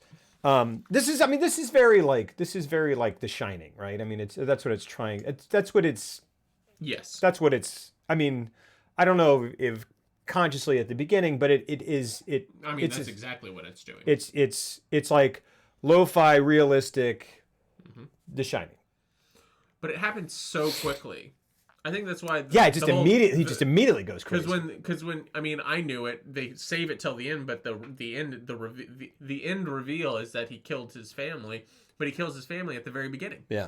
So it's just like, oh, you went crazy from the word go. Yeah. Doesn't get haunted by the wheelchair. Yeah, I think you're right. I mean, yes. In retrospect, absolutely, because it is a movie where like you're getting a bunch of pieces of stuff, and you go, okay, cool, this is gonna add up. So it's a thing that like if you watch it again, you'll go, oh, and you're right. Are you saying it will add up? No, I think it's a thing where you get these pieces, and then on a second viewing, you'd be like, right, because this, right. And he's saying, and I think you're absolutely right. It's like when they're doing the tour, and he goes, huh? Kind of like David Caruso's just said, fuck you to him, but instead it's a haunted wheelchair, and it goes, wah, almost just like it doesn't do a Spielberg shot, but it's almost like, and then he goes like, Gordon, and he's like, I hated that. Really, Really hated that. Mm-hmm. I hated when that voice came. Mm-hmm. I was like, why play your hand so early? Mm-hmm. It was so early. I was just Well, like, why not let it? And what it ultimately ended up being was that it was all in the mind, and it's just like, I didn't. I felt like it just burnt it. Like it really cut its own hand off at the beginning by just being like Gordon. Yeah. Like, okay, so it's evil. Yeah. And he's gonna go crazy. Yeah, whatever. Can't stay long, but just wanted to pop in and say Session 9 is an underrated gem. I'm so happy you guys are talking about it. Got to watch the VOD, Getting Kids to Bed. Good. Best Getting Kids to Bed. I'm so sorry. Please watch the VOD and please give us rebuttals because we didn't like it, unfortunately. We didn't like it. Didn't like it. Like I'm glad not people much at do all, but like absolutely, and I want to hear why because I would love to have the opportunity to change my mind about it. Wasn't like angry at this movie. No. I was glad I watched it. Yeah, and I really did enjoy the look of it. It's yeah. Oh, sorry. Go ahead. I just really thought the lo-fi. It was unexpected. And then about 10 minutes in, your mind adjusts to it. Yeah. And then I was just like, oh, this is like the only way I would want to see this. Because it... I'll tell you this much. If it was shot as a normal movie, then I really wouldn't like this movie. Yeah, there's a really nice, like, floaty... it's very well made. It is. It really it's clearly is. made on a budget. Yeah. If this was like a $30 million movie, it's the script. then I would really hate this movie. It really is the script. Yeah, honestly, it's the script. It's 100% the script, like 100% the script. Shining 2 is going to be a Steamy file, very possibly. It's a great movie to watch. Movie like the others, yeah. And I do think it would be cool on a second viewing to go like, okay. There's a lot of bad sound design in this. Like someone will turn something off and it simultaneously plays this creepy scream. And I think, this is, I don't know. Sometimes it's funny because you watch movies that you go like, man, this hasn't aged at all. But you watch some things and you go like, this is 18 years ago. That's crazy. But still, like... This is like the first... Apparently, it's, if not the first, one of the first movies shot, like, feature films. Shot on, like, a Panasonic HVX or what? Yes. Like, it wasn't... Right. It was a Sony... whatever Viper the Sony, or whatever? No. Oh. Like, the Sony equivalent to an HVX was at the time. Wow. And it looks really good for that. Yeah, and this was his first feature. Like, there's a shoestring budget, like pull yourself by your bootstraps quality to it that I really appreciate and I found very charming. And I wish I'd known that going all the way in through to the end. Yeah, like it really did. Yeah, but it took me a solid 20 minutes to adjust to that because it's just the last thing I was expecting. Yeah, I just thought this was like I had heard about this movie, heard people talk about this movie, much in the same way that Skeleton is talking about it. Yeah, they spoke of it very fondly. Yeah. And, Event Horizon. Oh, man. I hope that's not bad when I rewatch it. Because Event Horizon is space shining and scared the crap out of me when I saw it the first time. But, yeah, I kind of interrupted you. Sorry. No, because because Event Horizon's another one, like, I watched it because it was the same thing. Same thing where people are like, oh, it's really good. Like, people like rag on it, but it's really good. And I watched it and I was like, I don't think it's that good. That's too bad. But I didn't grow up with it. Yeah. And I bet if I did grow up with it, I'd fucking love that movie. Yeah. So old you feel old. No, I'm old, man. Don't worry about it. Yeah, we're all old. It's okay. Old. Yeah, it's fine. I thought it looked digital, but I assume not because it's so old. Yeah. 36 here. Yeah. I'm older. We're not going to talk about it. 2 years older. And my birthday's coming up. 33. Yeah. So you're just a spring chicken. I'm not a spring chicken. You only got 5 years. That's nothing. Yeah. All right. We're both just grinding the wheel. I don't know. You know what sucks? Kasha got me like really thoughtful, really nice gifts for my birthday, which is coming up. I found them because I was trying to like get. You know this? I was trying to. She does know this. Like, I was trying to find another Stars trial, and I was like, I signed into her Amazon. And then it was like, here's your recent purchase. And I was like, you're like, that's cool. That's I really not, wish I had that. Yeah, I go, oh, that's not for. And she like really thought, she got me a Burton Batmobile, which is awesome. And she got me a RoboCop versus the Terminator. Like, I have that comic. Mm-hmm. I don't even know if she knows that. But she got me a RoboCop versus the Terminator style RoboCop, like from NECA. And it's cool, like, it's really nice. That's really cool. It's really nice of her. And she was like, I did some research. And I was like, I know how you did research because those are the things that I actually looked at. Yeah. That's so sweet. Really sweet. And then I told her and she was like, fuck you. She wasn't. She gets really mad at me. That's the second time that's happened because we have She to. got really mad at you? Well, no, we had to because we have to sign into each other's Amazon accounts occasionally, and like I feel like last year or the year before or something, like I like found same thing. I was like, oh, and I was like, hey, I did this. She was like, what? I feel like I should send them back, and I was like, no, I like them. And she's just like, I'm mad at you, and I was like, why? Like, I mean, this didn't do it on purpose. But here's the deal. I haven't told her this. Oh no, but it's an exclusive. It's an exclusive. The reason I know about the RoboCop is I saw the Batman. It only showed the Batman. And I was like, well, I'm getting it. I want to see what it's like. And I clicked on it. And then it goes this. And then under it was like, and this. I was like, gosh darn it, motherfucker. You're a shithead. I mean, like, but you did.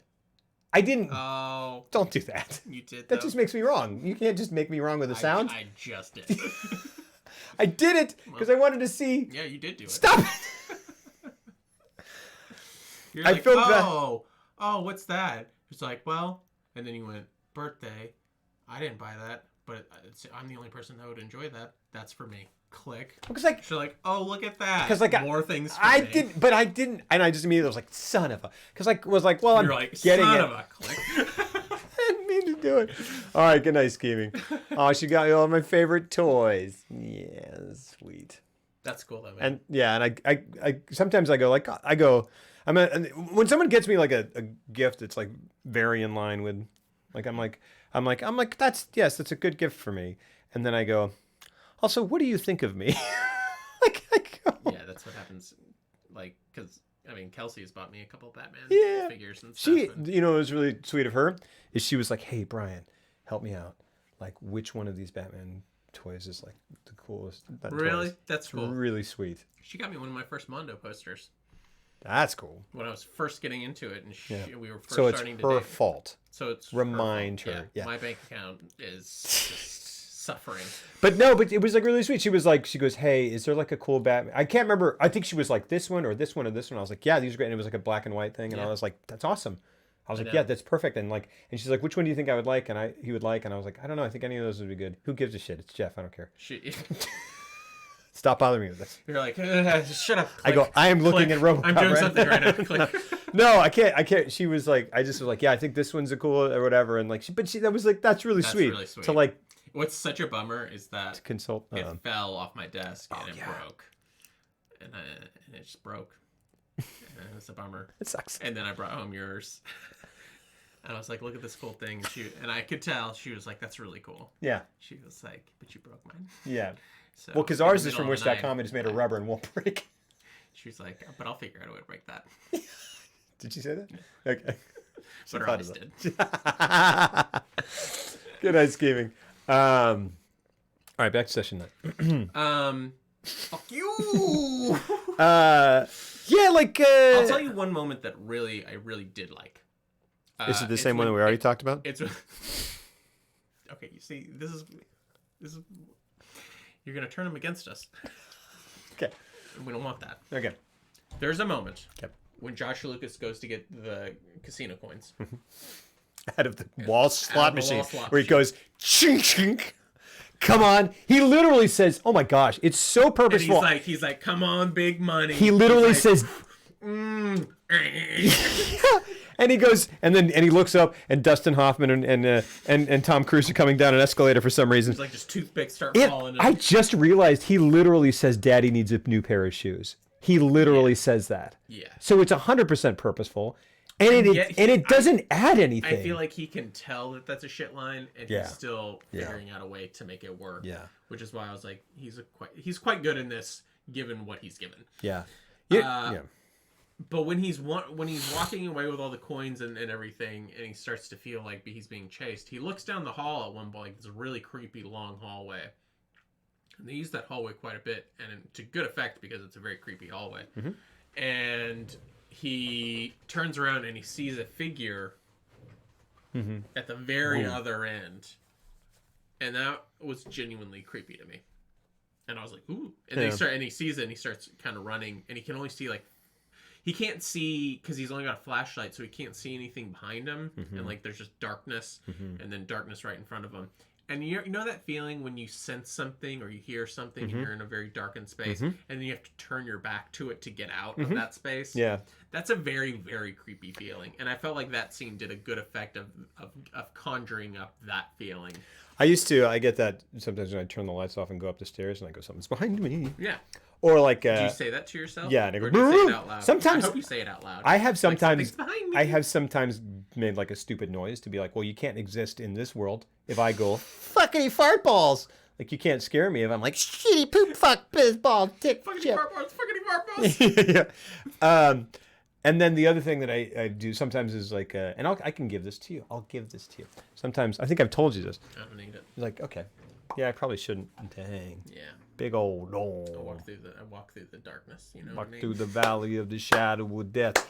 Take a look at my dick and realize there's plenty left for everyone. Oh, weird. I sometimes will be in the shower, or I used to. This is the thing, because I don't shower anymore. I don't shower. I literally have not showered in months. Yeah, I know. I'm sitting right next to you. The funk is palpable. Like the funk. You keep putting clothes on and they're like dissolving off of your body. And I gotta get more. Well, you have this problem with shirts. It's a trash bag that we just wrote, but I rolled on. I am a trash he bag. He wrote that on there. I don't know why. He hasn't showered in 6 months. It's crazy. Anyway, sometimes it's true. Sometimes What do you do in the shower? I don't know. How's this pertinent? I to play the jizz music. So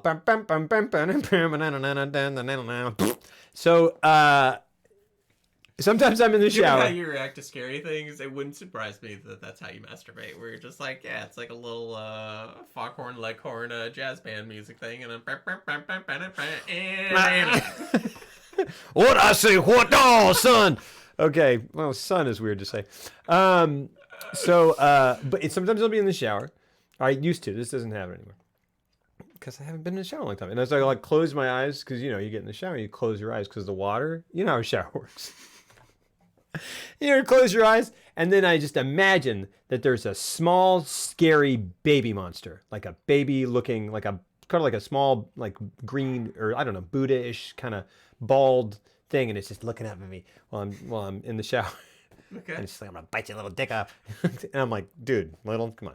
And then I go thunk, and it like, no. But you ever just that there's something there, like there's something like you close your eyes and there's something right in front of you looking at you. You ever did that? No. Yeah, Never. it's Never done it's it. scary. You're gonna do it. You're gonna do it.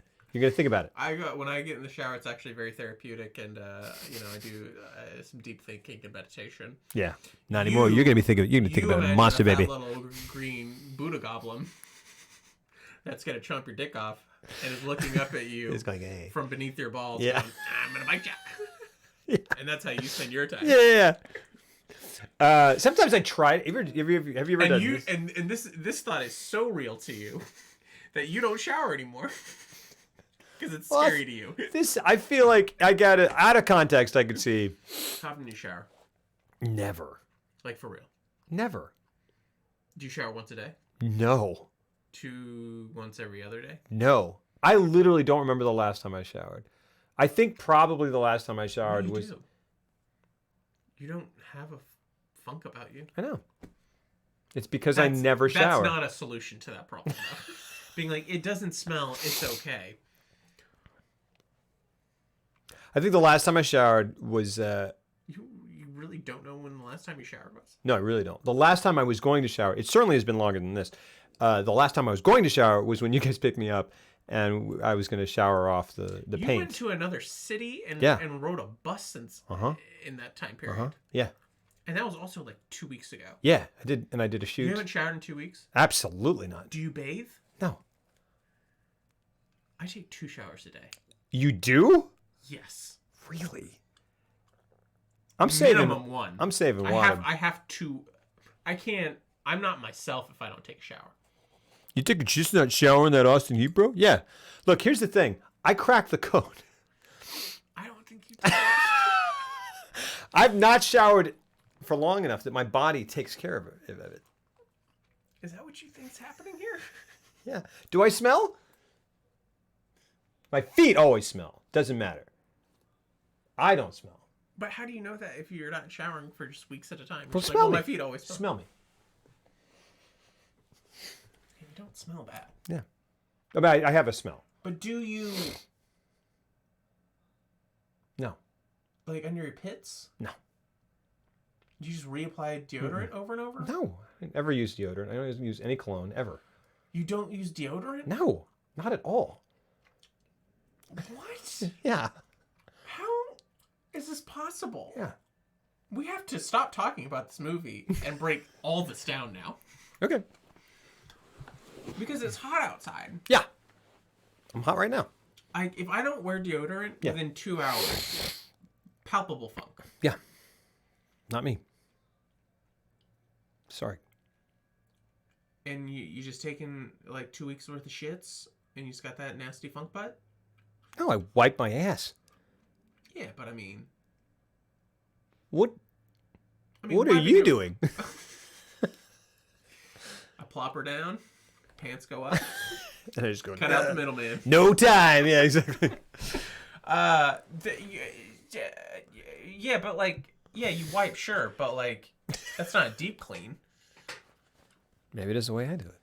No, I don't know. I try Do to. you have a bidet? No. So then it's just wiping. Yeah. Yeah. I mean, that's not a catch-all. Do you think just wiping with dry toilet paper is going to get everything out? We have. Because it's not. We have recently instituted wipies, little wipes. Okay, well that's different. Yeah.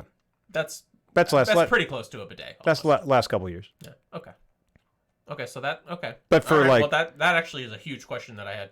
but fully 30 whatever years. No, yeah, just dry toilet paper. But so this is like your entire life, you've like. Yeah. And you just what is your? I love taking showers. Yeah, I mean, yeah, I did. I'll take I did three too. showers in a day sometimes. Showers are fun. Like it was hot water. Yeah. I can't like I'm not myself if I don't have a shower. Like, Maybe- if I have to start my day, Maybe without you'd be taking a more shower- yourself if you didn't take showers. If that's who I become, and that's my true self, don't wanna I be don't that. like that. My man's going to auditions without bathing for weeks at a time. Power move. Hey, Rover, would you consider yourself the American Tom Ellis? Yeah. That's dangerous. Who is he? Is he a Yeah, I don't know. Is he a white supremacist? Who's not a white supremacist because I don't consider This is myself that. sorcery. This is sorcery. J. Maria Graywall. One Talk to time- Akash about it. She'll be like, I know, it sucks. It's crazy. He I didn't do. have a I shower. really, honestly. I mean, she's not like it I sucks. do want. She likes the way I- feelings. Yeah. I'm not. Well, I won't bring her into this. But What? well, I just want to. Never mind. What When we're I want intimate, to. Well, I want to know how often everyone in this household is now showering. she showers all the time. Okay. She's a serial showerer. Yeah, but I don't But know. so what is- that, so she's is everyone. a normal shower. Yeah, there's a normal shower. Serial yeah, shower. Yeah, exactly. is- Yeah. She's a frequent showerer. Yeah, she like showers once a day. Yeah. Real weirdo. One time on the stream, Laura went for a toilet break and was gone for like 10 minutes. When he came back, he was talking about how sometimes you just got to keep wiping, true. wiping. It takes forever. It's definitely true. And this is the guy who's like, and also I haven't bathed in Yeah. 2 weeks minimum. Yeah. He's a famous non-bather across the pond. Really? Oh, rock and roll. Now, I mean, I can't. It's clearly not affecting you. You smell fine. Thanks. But like, your hair looks fine.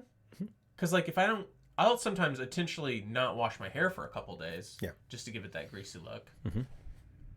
I feel like if you haven't showered for 2 weeks, your hair doesn't look that greasy. Far more than 2 weeks. How long? I don't know. Months, probably. I cannot remember the last time I took a shower. If I did not occasionally put gold paint on myself, I would never shower. That is fucking blowing my mind. It genuinely is know. blowing my. Because that is like, to me, that's like eating. You're like, no, I just don't eat. And I'm like, what? And you're like, I just don't need to. And I'm like, are you anorexic? No.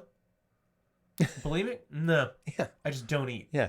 Hey, don't tell people this because it freaks people out. Is that cool? Nobody on the internet tell anyone, all right?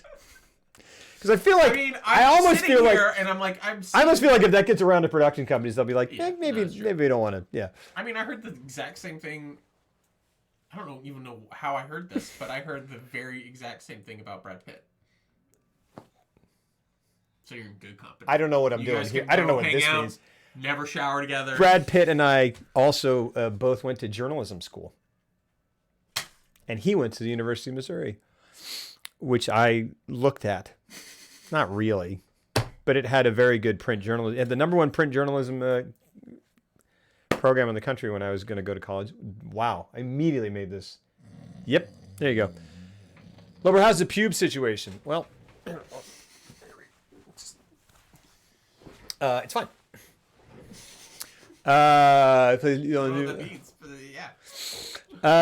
guess you got an Amazon patch going on. Yeah, I don't shave my pubes. Is that weird? If that's what you're asking? Is it a jungle down there? It is a natural outcropping. I think those are rocks. I don't know. What's an outcropping? I mean, in my head, it made me think of signs. Yeah, I got crop circles in there. I shave. It's like a fade. It's a big arrow. He's got the Vanilla Ice like little things in his life. Spreading this on Twitter now on a private account. Fair point. It's going to take me a full car ride home to unpack what you just told me. Yeah, and then go take a shower and think about it. I will not take a shower. In the shower and be like, how could he not be doing this? This is like fundamental. I mean, little Bush bro. Yeah. All right. Back to the movie. Boy, we're trying. It also makes me think, like, if you're not showering, like, you could be removing asbestos, and you, like, these guys are so adamant about, like, putting the masks on. It's like, I'm starting to think I'm a superhero. that you're, like, this is an unbreakable situation. Topic: the historical legacy of Birdemic. The movie? Yeah, we should Watch terrible movies sometime. Yeah.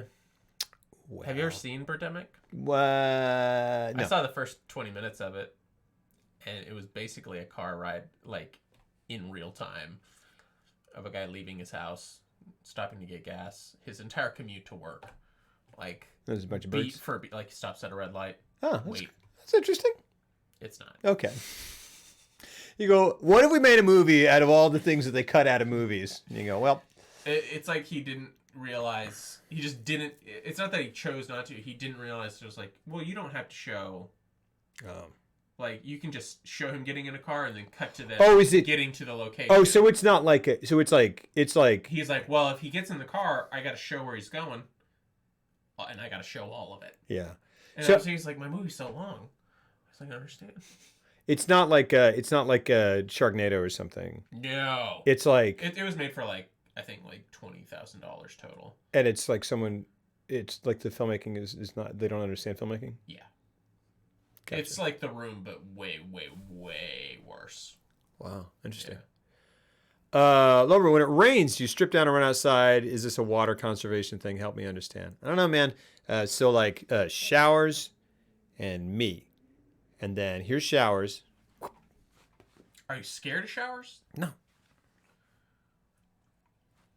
When you take a shower, what are you feeling? Do you think do you so view it as a waste of time? Here's me in the shower. I just don't. I mean, kind of. I don't seem to need them. So then I guess so. But they can be soothing. Yeah, this is me. This is what I do when I get in the shower. I go, how does this work again? I go on this side or that side. Do I get what side of the curtain? Okay, so do I close the curtain? Okay, close my eyes. Baby monster. Turn on the shower. Stay there, baby monster. Don't bite my dick. And then and then clack. And then I go, I did it, Jeff! That's what I say.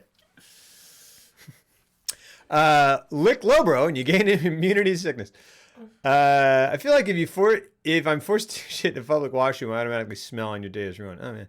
Yeah, like that's how I am like when I go to an airport. Like if I go to an airport, I travel, I'm like, I have airport on me.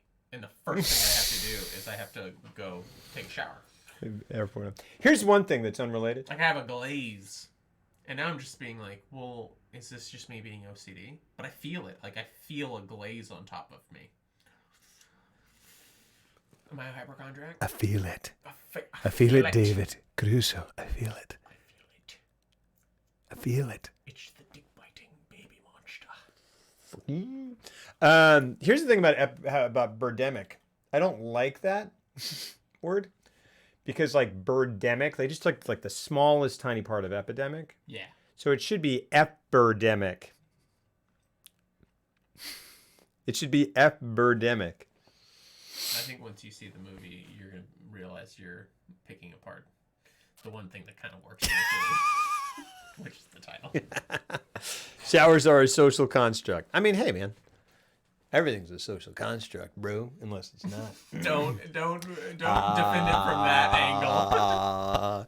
Yeah, see. Don't try to be cool about it. Here's the thing. You're like, hey man, none of you guys need to be taking Here's what showers it is. because guess what? Lots of people do. Everybody What needs a about shower. thigh cheese? Do you have that?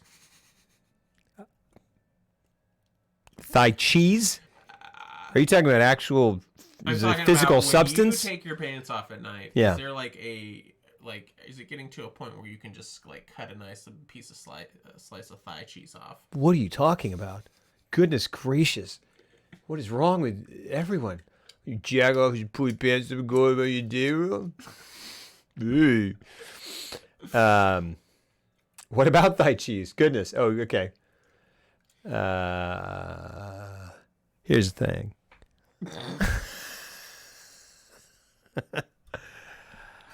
I look at myself and I say, my hero. It's not a man over there, over there, over there. My hero is me, who's gone through his day without taking a shower. Sorry. And he has saved those minutes, put it into his soul, into his spirit, put it out to his fellow man. Yeah, you jerk off in the shower. I jerk off everywhere I want, man, because that's my life. Oh, hey. Honestly, This I has feel been- like if you were caught for anything and then you were like on trial and Yeah. they're like, we don't know if it's wise to put you on the witness stand. You'd be like, I've got it. I've got the angle. Put me on the stand. Your defense is just you explaining yourself in that voice. All right, yeah. And everyone's like, Yeah. All right. I know it's wrong, but like, I see what he's saying. I'll tell you what, this has been Josh Lucas for No Showering. All right. Topic: Power Rangers greatest use of spandex in cinema. I mean, no, No. I can't think of another one, but no. The sequel to Saturday Night Fever. Staying Alive. Staying alive. Spandex and body oil. It's got to be some sort of like behind the scenes set thing that they ended up using spandex to like rig something, and that'd be better. So anyways, this movie, Yeah. Gordon, who's Yeah. like the leader of the asbestos team, he ends up going crazy yes, and he ends up whacking everybody by the end of the movie. yeah, And that's really it. And like Well- it's pretty, and like there's this whole subplot where this guy finds all the Session 9 tapes. Like, yes, that was because the only part of this movie. Sorry, No. the only part of this movie that I was like, where I was like, oh, okay, all right, this is because I was watching it downstairs on a laptop in a dark room with like open doors around me. You were like really trying to increase the I wasn't tension. trying to, but You just live your life like that. Yeah, man. On the edge. yeah. Well, I did turn the lights off to kind of. But you ever like turn the light off and like a door's open? You're like, I'm gonna close that door. Yeah. Yeah. But I'm watching it, and the only part I talked to someone else, and she's like, "Golly gee, sir, I sure am sorry. Yeah. Boop. I'm the Joker. princess. Here we go." No, but like I was like, that whoever that actress is, and I think they show pictures of her. I'm assuming that's the same, unless they didn't, unless it's just, I like, I'm kind of like, but like, it, when someone has multiple personality disorder, it's their voice. Yeah. You can I think she does a fantastic job. I didn't like it. I get it. Yeah. So It What has nothing to do with her performance. what I didn't, I agree. That was just fine. yeah. What I did not like is it was like I was like, oh, okay, this is interesting, and then we've set up that there are going to be 9 of these. I was like, are they really? I'm like, no, like 3. Yeah. There's like Because like 1, fucking 2, 9. What are you talking about? It's like, why do you think we cut it 9. from 3 weeks to 1 week so we could go Monday, Tuesday, Wednesday, Friday, and then they go Monday, Tuesday. And he's like, we can do it. We can do it at 1. We can do it at 1. We can do it at 1. He's like, 1. He's like 1 week. And he's like, yeah, it's only 92 pages, dude. There's 92 piece script. We can't do it. We can't. It's like, what, fuck it, you want The 120 whole pages? time though, like I could not like the fact that they made it 1 week. Like I didn't even understand why that needed to be like he said 2. I was like, all right, I buy that you could do that in 2 weeks. Yeah. I don't know anything about what I'm talking about, but I could buy that. Yeah.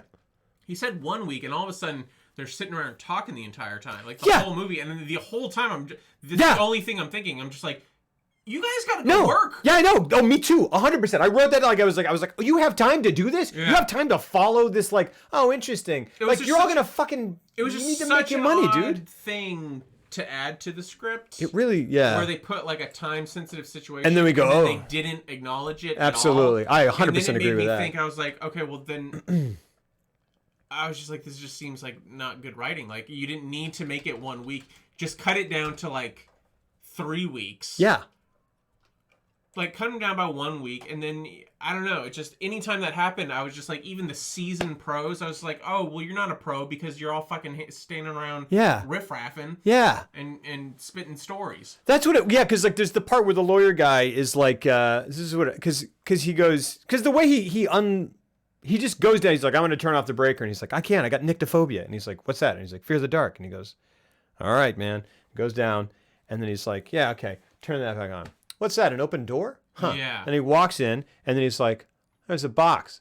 That box says evidence.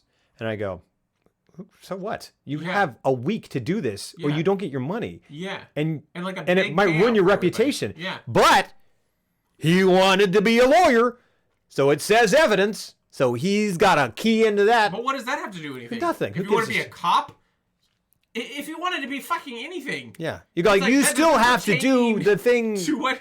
It's like, well, if I always secretly wanted to be a cop, so anytime I see a box That says that evidence. says evidence, I got it. Oh, it gets my cop. I My know. cop emotions all riled My up. dander up. And the thing is like, before he even saw it, he just was like, what's that? An open door? I go, why are you doing that? Yeah. Why are you doing that? You turn on the thing, you go back upstairs, you guys have, this is the first day. Yeah, it's not even about poor decisions in like being like, oh, they would never. Why It's go just- check out that noise or whatever? It's just like, it's like practically- you don't have the time. Yeah. Like, do you want to get paid? The Yeah. only reason you guys are working this like really, like physically arduous job. Yeah.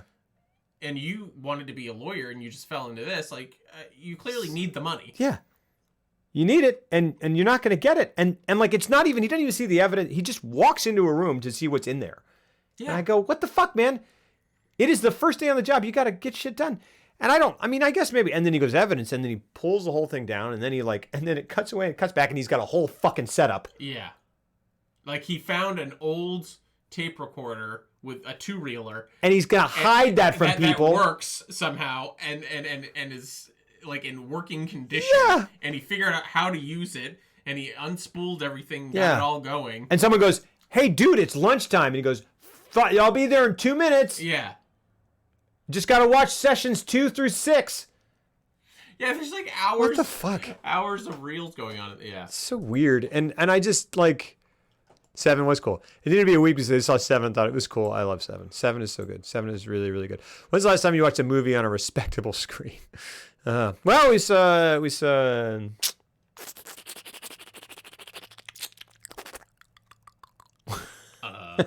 sorry. Is that a Dumb and Dumber reference? Kind of. That was more like a Silence of the Lambs. What's the noise Yeah. he makes when he drinks that piss? When Rennie, or not Rennie Harlan. Yeah, Harlan Ellison. Harlan No, Ellison, Harlan. that Yeah, fucking guy. yeah, Harlan. Rocket Man. He goes. Who has He goes. Yes.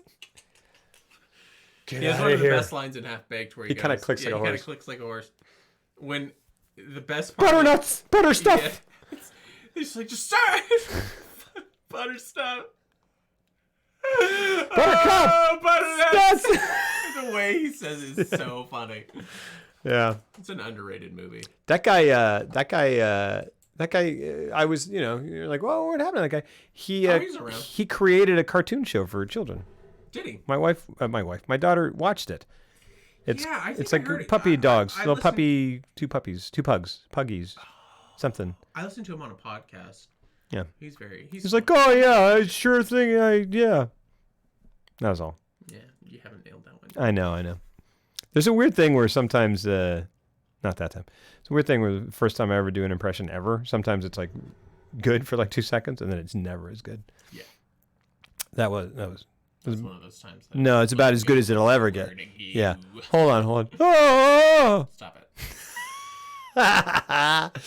Y'all ever fuck with Jeremy Hotz? I don't know who that is, but I might. Yeah.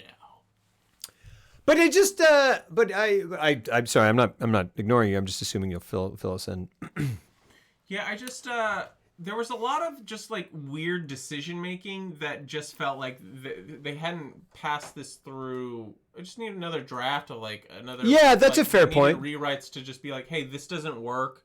Like you can't say they're gonna do a week. I don't think I know They're that. gonna get it down to a week necessarily. and then like but do a bonus as well. Like it's not that like I guess you could leave it in, but why leave that question open as to like why is he paying more? Like just get that out. I just And there's a lot of things like that throughout the whole movie that I'm like, oh, you just didn't. There's a lot of weird odds and ends here that don't add up to a whole, and then Yeah. the psychological aspect is pretty telegraphed from the word go. And I'm like, okay, so Gordon's clearly gonna go crazy. yeah. And then I was like, is everybody else gonna go crazy? And they and kinda- I was like, they kind of I do, but whatever. not really. Yeah. And then like when David Caruso is smoking a joint on top of the roof, and he's like, it's about to. What does he say? Oh yeah, it's What about is to he- get messy. It's about to get messy. Wow! And I was like, what does that mean? What did that mean? Because I can't remember. That was an ad-lib line, by the way. Was it? Yep. You know that for sure? Yes. How would you read that? I don't believe you, but Maybe like it's about to get messy. IMDb trivia. About to get messy? Is that what he said? About to get something. Yeah, that sounds right. But in the context of the film, I was like, what does that pertain to? Yeah. Like, what's about to get Like, messy? what sort Are of- you possessed now? Or Yeah, whatever? I know, Are like- you part of it? Yeah. Is whatever this is part of it? Yeah. Is this like the asylum getting a hold of him? I don't know, man. It was just, the stakes weren't like clear. Yeah. So I had a hard time buying into the fear of it all. Hi. Oh, thanks. Hi, honey. Love you. I thought that was our daughter's face behind you for a second. That's David Caruso. He's That's a 45-year-old David Caruso. I was just glancing. I don't Yeah, really yeah. think they look similar. Hey, we want to do Halloween with you guys. Oh yeah. You know, Oh, he's yeah. leaving early though. We got to go to do like some show. Important party. Okay. Like it's not a party. But we wanted to do that, and then Yeah. But the real thing we wanted to do was go trick or treating with you guys. So Hilarious and players were like, "Can we come?" yeah, that's what we want. That's like what we want to do. Yeah. Yeah. That'd be awesome. I mean, Everyone's like, "I don't have enough candy for all the adults." We're also going to Cedar Park City Hall. Maybe I should say this out loud. yeah, maybe not. I don't know. No one. From 3 to 5 That's is, fine, who is the cares? first little thing. So everybody go. Yeah. I don't know if you guys no one has jobs, so it's fine. Yeah. Everyone can go. This is a no. I invited Sure. Hilarion and Polaris. Kelly. Okay. Oh, too. yeah. That's fine. She's not watching. Yeah, well, that's true. How many no people one's are watching. watching? Oh, Yeah. wow. All right. Yeah. There's a full classroom. All It right. is a classroom.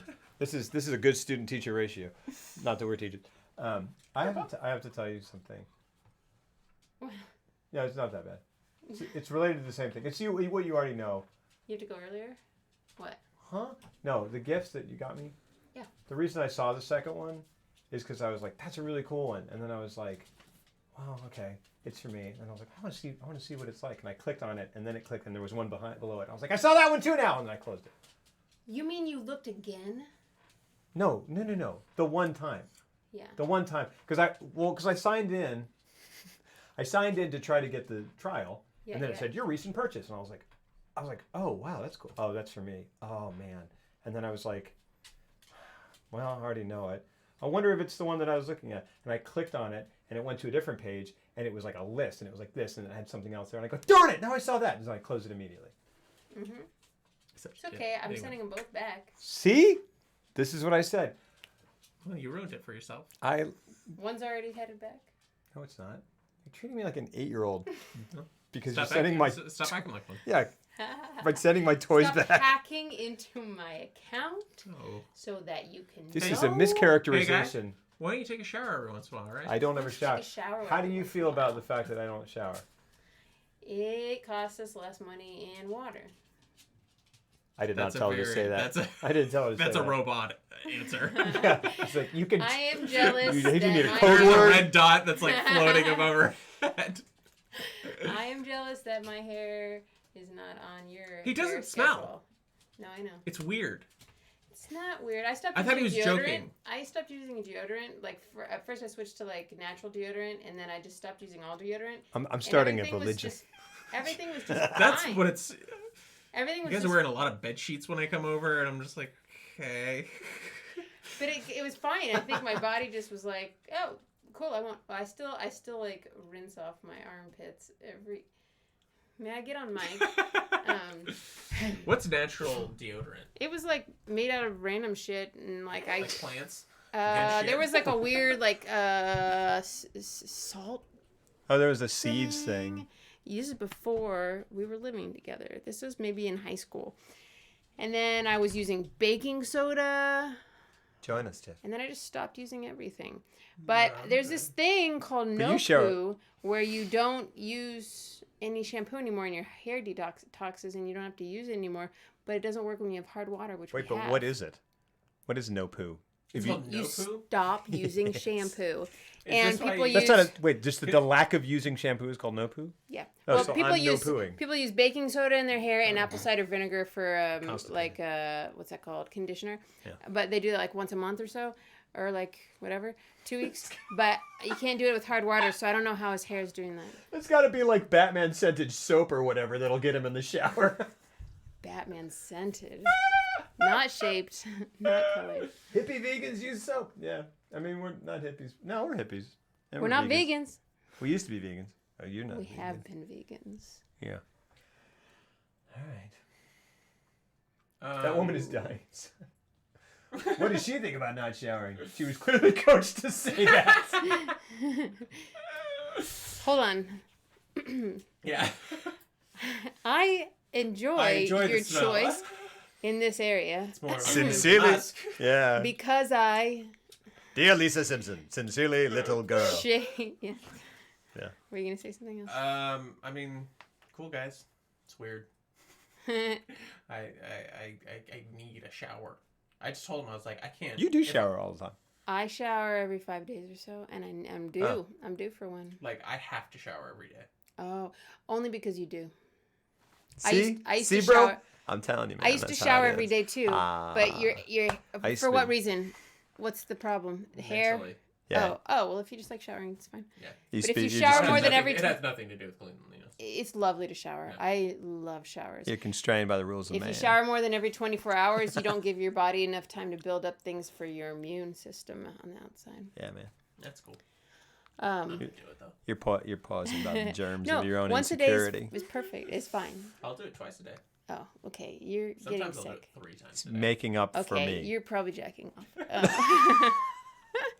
Probably, yeah. Uh, That's 3 what times a the day. shower is. That's what mentally I need a shower means. Yeah. Yeah, no, this is like a beheading video. Wait, what? Why? She's like, uh-huh. Oh. Uh-huh. I shower because I like getting. Yeah, he tried to explain his shower Whoa. process to me. Scary baby monster. Not a baby. It's not a baby. And it's not doing that. It's just a little You scary. didn't say it. It's okay. I love that you're just like, look, it's not, guys, it's not crazy. It's not all right? weird. It's a little Buddha baby who lives in the bottom of my shower. like a little He ghoulie. comes out of I the, call of him the a drain monster. You ever whenever seen- I'm in it. Look at the look at the he cover of looks at me. Ghoulies. You It's won't like see it, He only goes, me. "Arr." it's like Ghoulies. No, it's just like we were talking about like walking up the stairs and being scared that there's something behind you. And I used to Oh, just say, yeah. yeah. And I used to just close my eyes and then I'd try to make up something to scare myself. And then I'd be like, what if there's like a little like ghoulie? You know, like Oh, ghoulie. Mine is a human man always. Yeah, mine would be the more realistic, the more frightening it would be to me. Sometimes in the shower, I'm like, what if they are sitting on the toilet silently waiting for me to open the thing? That's scary. It's awful. That's what it's like to be a woman. Yes, that's absolutely That's true. fucking true, and that sucks. You so go, fucking much. I'd have to run out naked. Can I get out of the door first? It's terrifying. That's what you have to think of. these Really things is. happen. Do you guys keep anything by your bed, like a bat or anything? I've got a nightstick. No, gosh, I've You have used a that in a nightstick? movie though, From where I that grabbed the shoot. bat by the bed. Yeah. No, I don't keep anything. I've been given mace, and I tried walking around with it, but it really, really changes the quality of a walk when you know you have a weapon. Like, you just can't go, life is good. You go, I have a weapon just in case. You just Oh, I go, thought you were gonna say it gave you like an incredible boost of confidence. oh no, it was awful. I was like, I don't You're want to live just this like, way. hey, You just have fucker. power and you want to. Yeah. Well, I was walking with Aurora, and I was like trying to like enjoy the beauty of life with her, she's a little baby, and I'm like, I don't like bringing mace with me. Yeah. I'm not gonna do it. All right. Shall you guys finish Yeah. your? I would say join us, but you haven't seen it. Yes, I won't, and I have things to do. Yeah, fair point. Slam. Yeah. Be It's like I wouldn't. Couldn't be taught. bothered. Couldn't be bothered to Couldn't be watch bothered. Session 9. Couldn't be bothered. Session 9 was the one. Session 9. You didn't miss much. No, you Yeah, missed. He said he didn't like it either. Sorry. Yeah, I wish I would like to because I like liking movies. Yeah. Little Sour Patch Kid. No, Garbage Pail Kid. Wrong one. Yeah. Brian. Oh, that sounds yummy. Yeah. Bathless Brian. I've just got That would be your garbage pail maybe. character name, yeah. You have the Yours best, would be you have Judgy the best hair of Jeff. anyone, That's so you don't have to have any. I'm picking things out of your hair though. You don't have to have any shame. I don't have any. I don't have any shame. Let's be clear. I don't think we're not even shaming you. We're No, I know. marveling at the fact that Yeah. you can do it and still you seem hygienic to me. Yeah, thanks. That's I didn't mean to laugh at that. this house is haunted. Love you, honey. Love you. All right. Let's talk again about session 9. All right. Here's the deal. More dark hallways. Yeah. This is the here's thing. a- Okay, good. well, I was just gonna. I mean, here is the thing. It's like an amazing location.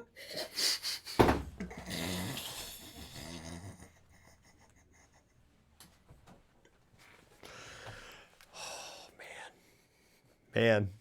That's it. This is what we're. This is I where just like it is. It was because you could tell, like they were like, okay, this is our production value, and then they're like, and then I read that they only just found things there to Yeah. like production design it. Yeah. I got kind of like it kind of seemed a little bland by the end. A lot of it, and maybe that Sure. has something to do with the photography and whatnot. kind of Like repetitive or whatever. there wasn't a lot of depth to it. Yeah. They added something. Those hooks in the. I was like, "Fuck are those for?" That's interesting.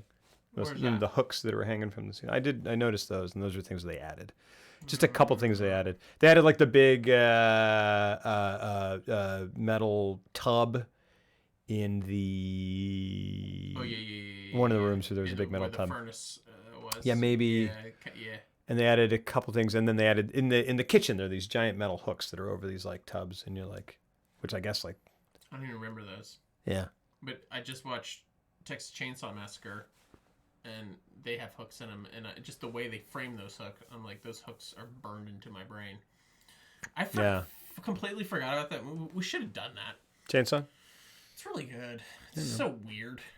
It's very effective. Yeah, it now. really is. It is a That- very, that- very effective movie. That one moment, that kind of just the Out of nowhere. and it's great. And it's so great. You just go, oh, what? It's so because there's no lead up know. to it. There's no music. It just happens, and Yeah. then you're just like, bam. And That's then, one of the more. And yeah. then when he's chasing her through the woods, he's so close behind her for the majority of it that you're just like, just yeah, go. Oh my god! Like that chainsaw's so close to you. yeah. So, I was. The Because I hadn't second- seen it in years, and I was like, God, that's a really good movie. Have you seen the second Texas Chainsaw Assemble? With Dennis Hopper. I saw it when I was a kid. Dennis Hopper's I saw in it? that first. Goodness, runs out and whack. And man. that's much more of a produced. I mean, look, Texas Chainsaw, like, it is everything in terms of technical stuff. Like, it is so. It's got that lo-fi vibe, but it's so artfully made. Like, it's beautifully shot. Oh, sorry. Okay, so maybe I haven't. Who was McConaughey? Well, that's the one with Zellweger too. Yeah, Hillbilly's scarier than the Supernatural. Yeah, remember when in the Josh Lucas role when he looked back, it would have been a silhouette of a shower. The second one has Bill Moseley, This chopped. Who's Bill Moseley? I'm gonna. Is it good? Is it worth watching? I'm trying to do a horror movie a night, so. This dude hadn't seen Ghostbusters since he was a kid. Sorry to out you. You should see it. Yeah. That I'm counts. like not a Ghostbusters person. I feel like I missed a lot of stuff, like Goonies. Like you haven't seen it or you didn't like it? I didn't see it till I was an adult, so it doesn't do much for me. Fair. Chop chop. I want to talk about. Whoa, that's creepy. Interesting. I want to talk about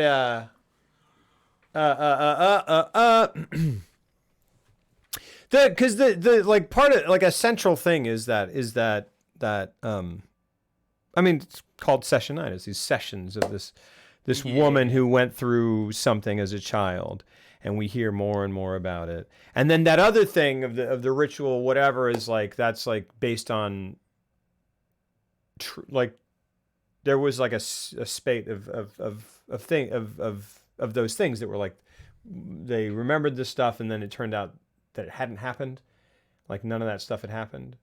You know, when he's telling the story, he's like, you know what I heard? Mary Brown, she made this thing up or whatever. Oh yeah. You know, or like she this and that, and then he's like blah blah blah. And he just tells it so casually and so written, and I'm just like, goodness gracious. I mean, it's sorry, it's not. I'm sorry, it sucks to. But it is. It's like, oh, here's this moment Yeah. where we get the creepy backstory. It's like, And it's it's like just- almost whittling a stick. I know, while you yeah. do it. You're just like, what? I go, okay. And then and that's like based on true accounts, which is interesting. There's a book about a case like that, and that's interesting. But then at the center of it is this other case, which you assume is going to tie into it or something, but it doesn't. It's just like that's just another. We gave you that tidbit. We gave you these tidbits about the asylum, which is a real place, and then here's this thing. And it's this girl who has gone through something traumatic, and so she's split. She has had this multiple personality disorder manifest, and she has her, and then she's doing, and then he's interviewing her, and then the different personalities are coming out, and it's like. And she does this kind of almost like Mercedes McCambridge kind of like Exorcist sort of like kind of weird like little voice kind of thing. It's like leaning in that direction. It's interesting, and I think whatever. And then you like get more and more of the story, and they go like, we don't want to wake up. He's like, but we don't want to wake up Simon. And I go, that guy's not a doctor. That guy's not a doctor. That is an actor, clearly. Yeah. And he's like. And I'm not because it's, but I just, they cast a guy with a gravelly voice that sounds like a doctor in a horror movie. And I go, the rest of this is so kind of semi-verite, or at least pretending to be, that ruins it. It just takes me right out of it. I think that's what threw me about anytime, like when Gordon sees the chair for the first time, and then it goes, Yeah. And I was like, I go, this is that's not what this movie is. exactly. I And agree. you should know that because it's your movie. Yeah, and it's and then like they had like these like stingers of music. And it's just crazy. I go like Music I go is you're weird. undercutting yourself. It's like it needed to be more minimalist in every regard. I agree, and like and like I needed way less music. yeah, and way less a lot of stuff, and it just and then it goes. And then he was like, we don't want to wake up Simon. That's the bad personality. He's like, I don't want to wake up Simon. Or he's like, we need to wake up Simon to find out to make her confront what happened, to tell her what happened. He's like, I'm protecting her. This boy personality is protecting her. I don't remember any of this. Really? Well, I just Yeah. the session tapes were a real slog for me. And he's like, I'm protecting her. You don't want to wake up Simon. Simon's bad. And it's like, oh, she's got this dangerous personality. And then Simon wakes up at some point. We go into session 9. He goes, hello, Doc. And I'm like, motherfucker. It really just like, I was like, what? Come on, man. Like, you. He's like, well, something. She's been, like, literally goes like, she's been naughty, Doc. And I'm like, what the fuck is this? What is this? Red rum. Yeah. Doc. And I'm just like, and I go like, I'm sorry, man. I'm really sorry. Like, I know it's 2001, and I go, oh, okay. Like, it's so, just so not this movie. So not this movie that where the actors are playing it with. But it is because it's all building to that. It is, and then it goes like ba ba ba ba, and turns out, yeah, Duck, he'd been naughty, so I told her to cut him up, Duck, and she cut. And you go like, so she killed her brother? Okay, that's it. And this Simon is a split personality, but he's also like a possessing thing, and he's possessed either just him, and he's hallucinated all the he's possessed Gordon, and made him do something unspeakable, and then he's also possessed the other people a little bit, or that's all part of his hallucination, or who cares? I really just at the end I just go It was very vague. You couldn't hang your hat on anything. Like you couldn't. There were no stakes because you didn't understand the parameters of like what the. Like, Shining is a perfect example of, like, you at least understand the nature of where the crazy's kind of coming from. You understand that it's isolation combined with perhaps... That's how you play ambiguous with the supernatural aspect of it. And then even lean into the fact, okay, there is a menacing force here, because by the end... But you can also argue... I don't know. I really, this whole reveal, because we're getting, that's the thing about a movie that goes like, I'm giving you pieces and they don't seem to fit together, and it's slowly moving together, and it's all going to like make sense at the end, or it's not, or it's whatever, and like whatever. And when you do that, when you start doing that, you go, all right, you're making me pay attention to a lot of different stuff that seems like it doesn't fit together or seems unrelated, but it's one movie, so you're telling me it's going to, and then you and then you lead up, and the thing is just like, split personality, one of them's possession, and then she killed her brother, and that made her split into personalities, and now that has gone into him, and then there's whatever. And I just go, I don't care. That doesn't grab me. It doesn't. I didn't think it was shocking. It's not. Yeah, I just go like, oh yeah. If you would stop the movie and been like, if this were any other movie, what would you think the thing would be? I'm like, I don't know. She went through something traumatic. Either something terrible was done to her, or she did something terrible, and that's a twist, and whatever. And then obviously, like, and then whatever is connected to that, and it's probably that guy who's talking to him in the hallways. It's like, who cares? I don't know, man. That movie. Did you ever see Mama? No, Guillermo del Toro. No. Well, he's like a presented by. It's actually by the guy who directed both It movies. Oh. It's not a terrible. It's not a terrible horror movie, but it's that same thing where you're just like they're all building up to like, okay, who's this monster lady? And it's like, oh, she had something horrible happen to her, and it's not like that's even. I'm like, if you're gonna do that, you need to really sink into it. Yeah. Explore that. Make it scary. Make it something. Make it something. Make it. That's the problem. It's like they're just like, we're gonna present this information to you, and I'm like, it's not even that the information is bad necessarily. It's a little standard, but like, it's just that you go, here it is. You could elevate that immediately if you unpacked that in a meaningful way. Yeah. Because it's not tragic to me. Yeah. There are things like, yeah, cool, because I just go like, okay, cool, that's your insert here. That's your Mad Lib. Literally, what we're doing next week is the same thing. Is what The Ring is. Yeah. Like, to a T. Yeah. And I feel like it does at least the remake, I haven't seen the original, but the remake does a much better job of you sympathizing. Well, and that's it, is they didn't go, like, it just went, it hung everything on, like, I guess, it hung everything on these reveals. Like, it was like, and I go, well, that's not shocking. Maybe it was in 2001, but I don't think it was. And it's like this thing where it's just like, and I go, okay, well, if you're going to make it scary, if you make that scary somehow, great. You didn't. You just told me with this guy going, yeah, Duck. And I'm like, that's not, what is that? I don't know. And then, or you make me feel sorry for her, but we never even go back to her character. Yeah. We don't hear her, like, we're talking about how it's like, it's going to shake her and she's going to be terrified. We don't hear her experience that. That would have maybe been something. Yeah. We don't do that. It's just like they go, this is the mousetrap shut that we had in our script. And I go, okay. Yeah. Which that's just in a million other, like, okay, like, all right. I don't know. And then we cut back to the thing, and it's just like, oh, it really is the story. It really is the script and the story, and like the script didn't build the relationships except in a cursory kind of like, all right, you got it kind of way. Yeah. And then it just goes, well, we have a twist. It's like all the pieces I are don't know, there. man. It's very, very competently made, like well shot. It's It's not what they did, it's how they did it. Yeah, it's just like if you're gonna go for more of an atmospheric horror, Yeah. I just didn't feel the menace. That's right. And so when That's it. Sorry. It's like, I mean, that's what The Shining is. Shining's mood. Yeah. It's mood for days. Yeah. And that goes a long way. I'm just like Exorcist is the same way. Like Exorcist builds to something truly terrifying, but like I think that's probably the key to like good horror.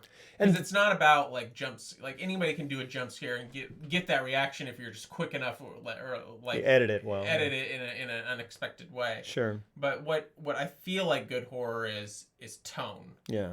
and mood and just luring your audience into something. And then I think successful horror, it's why like I really love Guillermo del Toro's stuff. Mm-hmm. I don't think it's scary, Mm-hmm. like even remotely. Mm-hmm. But like I think Devil's Backbone is a fantastic ghost movie, but it's just not a scary ghost movie. And I think he It doesn't have to loves be, yeah. horror movies. Yeah. But his stuff is so well made, and there's like emotion to it that you're just invested in it Yeah. on that angle. Yes. And that I'm like, that's a good movie. Yeah. And like, yeah, there's horror stuff in it, but like, That's not what. it's not that I'm bored with it. Yeah. It's just like it all works together as its own thing. Yeah. This felt like it was like we want to scare you somehow, but we're not quite. I don't know. It's just like we had a good location, and even the photography is very good, but it's not menacing. Yeah. Well, In any that's way. what it is. That's what it is. The script. So the filmmaking, the look is unconventional, right? It's like you said. It's this digital kind of free flowing thing, and it's interesting, and it's almost almost kind of doc-ish, and I it's also would have gone further with it. yeah, but Like- it's unconventional. The filmmaking is unconventional, but the script is incredibly conventional, and Yeah. the script, Yeah. that script. Neat. You go, okay, that's your script. That's your movie. It's a conventional horror movie. It is. It's nothing really going on. It is. So then you got to take that and elevate it with filmmaking that makes you go, all right, like the tonal, like it's like Burton's Batman. It's like, sorry, if you take it on paper, it's like, well, okay, the script is what it is, but then he adds so much that you're just like, I am enchanted. Yeah. And you do that with a horror movie, and you go, oh, I'm terrified. Yeah. Like that's effective, moody, whatever. But they're like, no, man, what if we did a horror movie that wasn't about mood, wasn't about, I mean, it is, but it's like, and there's that great shot like we both talked about where Brendan Sexton is in the thing and the lights are going out and he's terrified of the dark and the dark literally chases him down the corridor. That's great. Very good. That's great. Yeah. That's the moment I can think of. Yeah. More of that. Because your script needs it. It If would've you been go, nice we're if they had played on everybody's fears. Like, Yeah. set up your fears.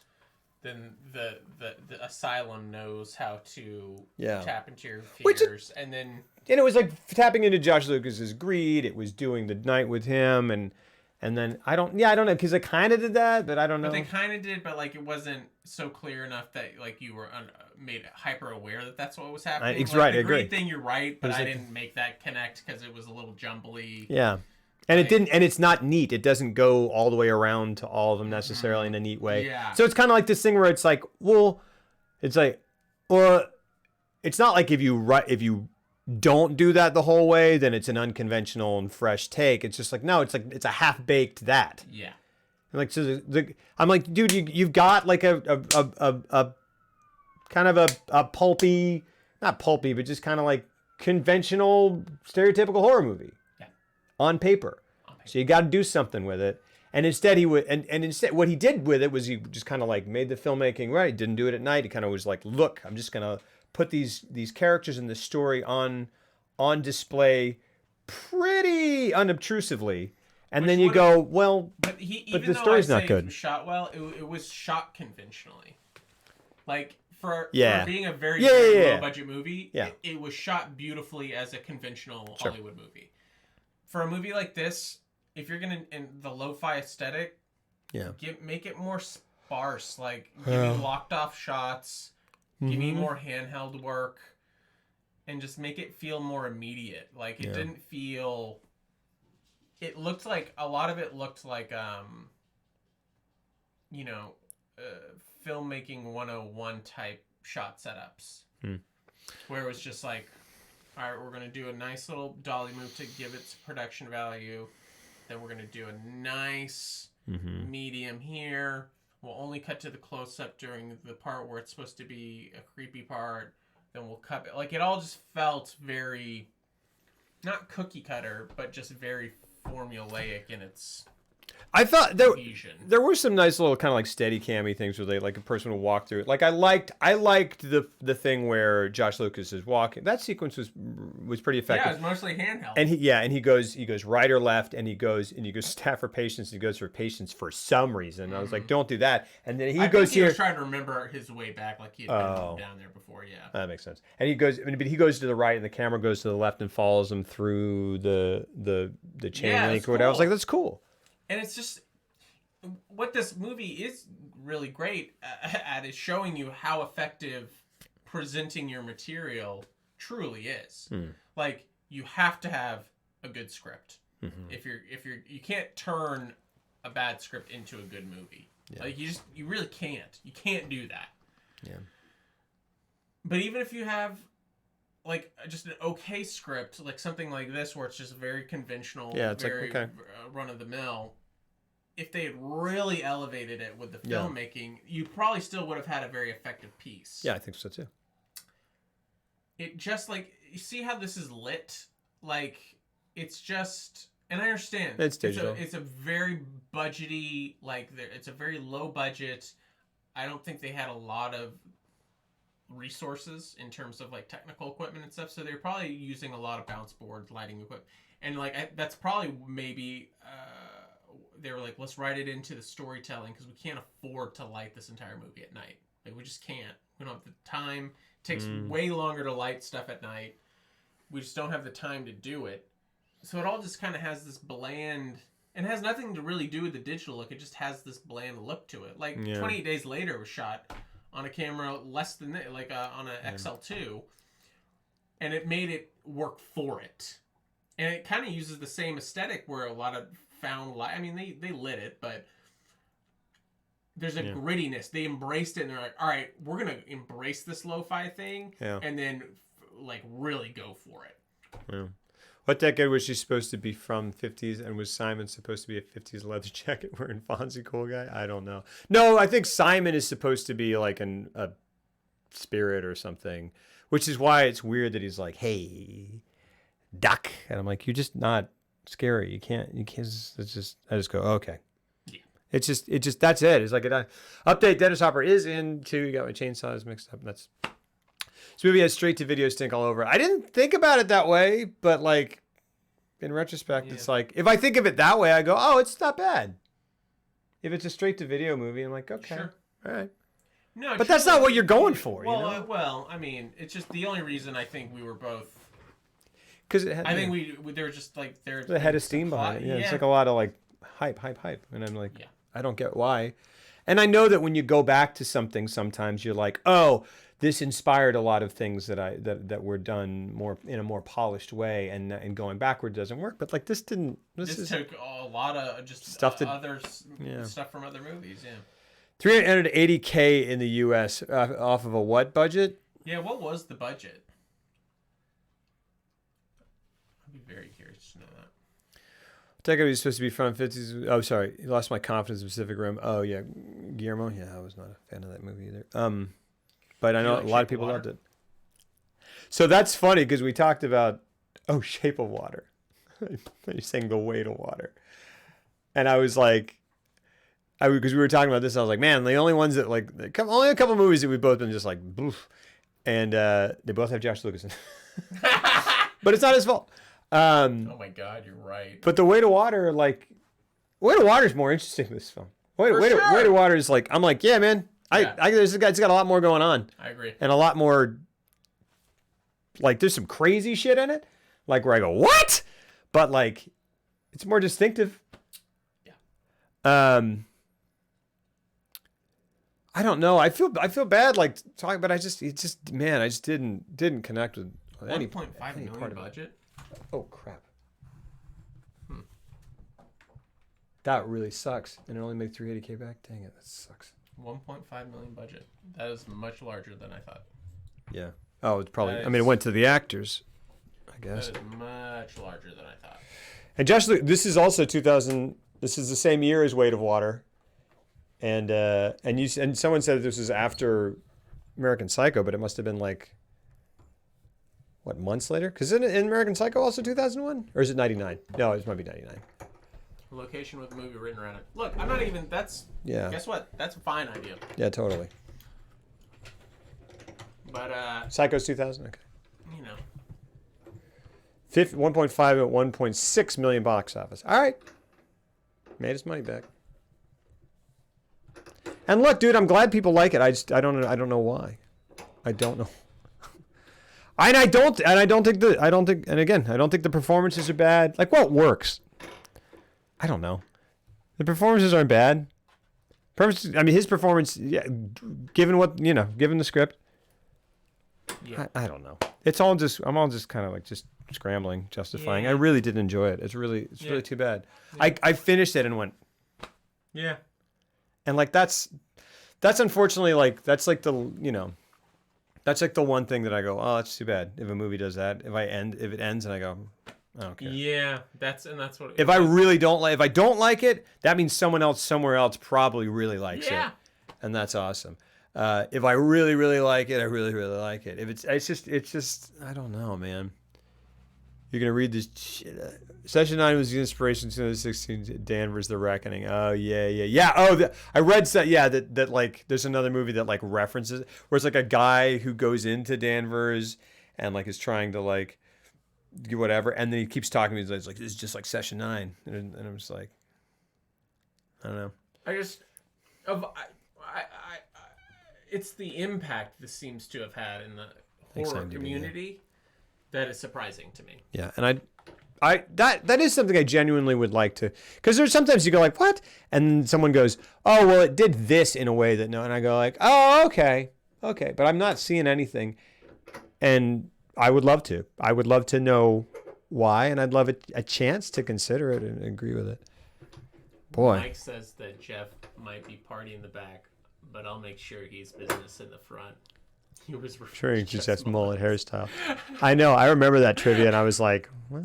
Hey, let's hear it here. Maybe we'll uncover something interesting here. Oh, you said you already read it though, because there's this thing that says like there's this article, and we'll give attribution, but it's like 35 things we learned from the Session 9 commentary. Oh yeah.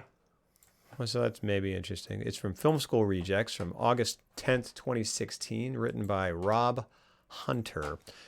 I will put the link in the thing so that you can click on it too.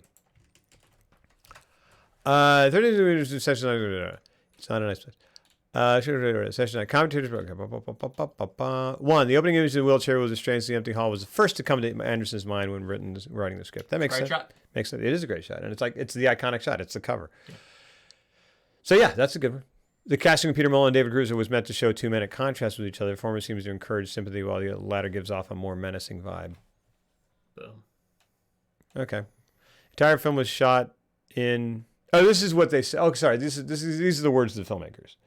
That's why. Okay. I was like, well, I think they're summarizing. Right. No, right. They're not direct quotes, but I was like, wait, what? Where are you getting that? And then I go, oh, from the filmmakers. The entire film was shot in and on the grounds of the abandoned Danvers Hospital, including a handful of sets that built the property. There's actually at least 2 exceptions to this, including a brief shot later in the film of Phil Cruz at a bar back in town, short scenes in front of. Okay. There really was asbestos, mildew, and toxic substances. The idea at play here is that if you're prone or susceptible to kind of madness in this place, the building, which is so haunting, will somehow allow those demons to come in. Yeah, because he's like, I prey on weakness. Where am I? I'm in the weak and the powerless or something. And you go, okay. Because he's like, I'm in the eyes. Where are you? I'm in the head.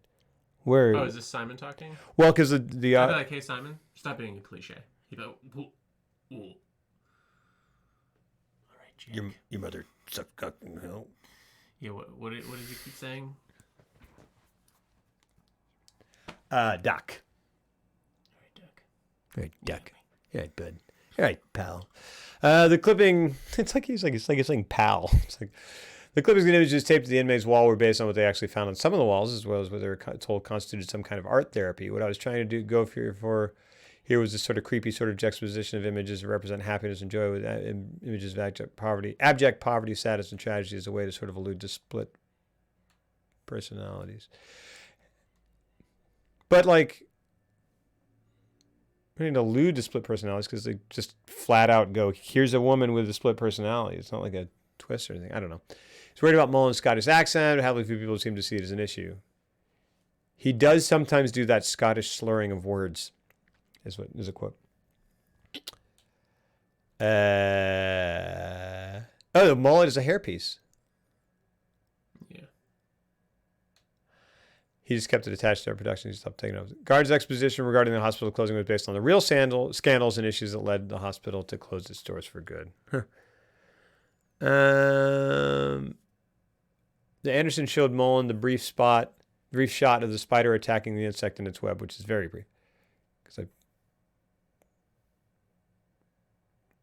Until the actor defined his character's path. Test screenings resulted in strong suggestions to cut down the scene where Mike tells the story about what's her face, went on too long.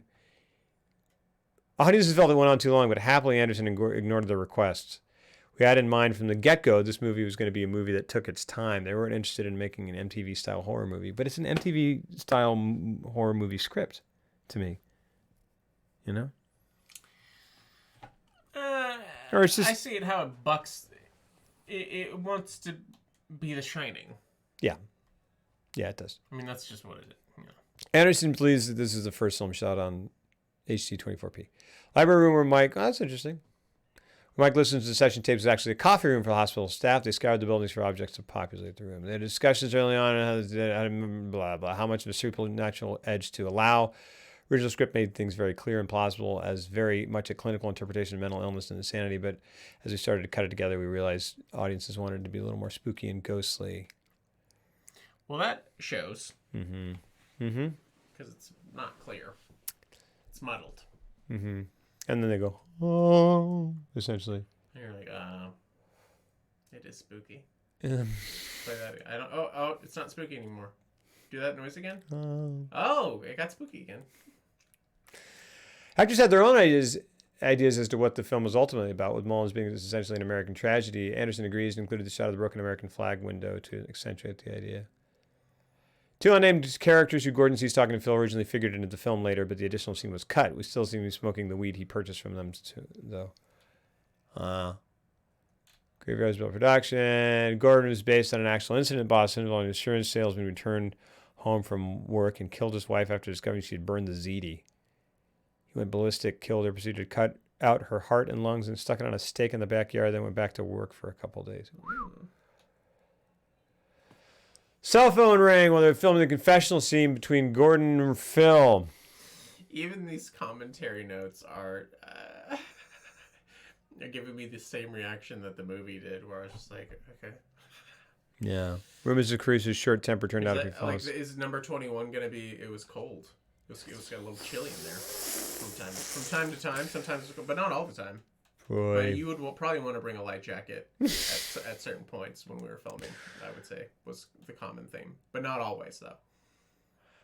Like, yeah, that was a weird shot. The image of the figure in the white hazmat suit being doused in blood was created on the spur of the moment. You don't say.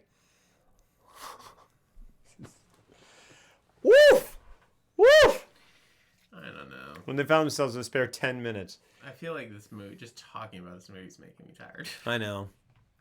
Anderson's assistant was the lucky guy splashed with Caro syrup.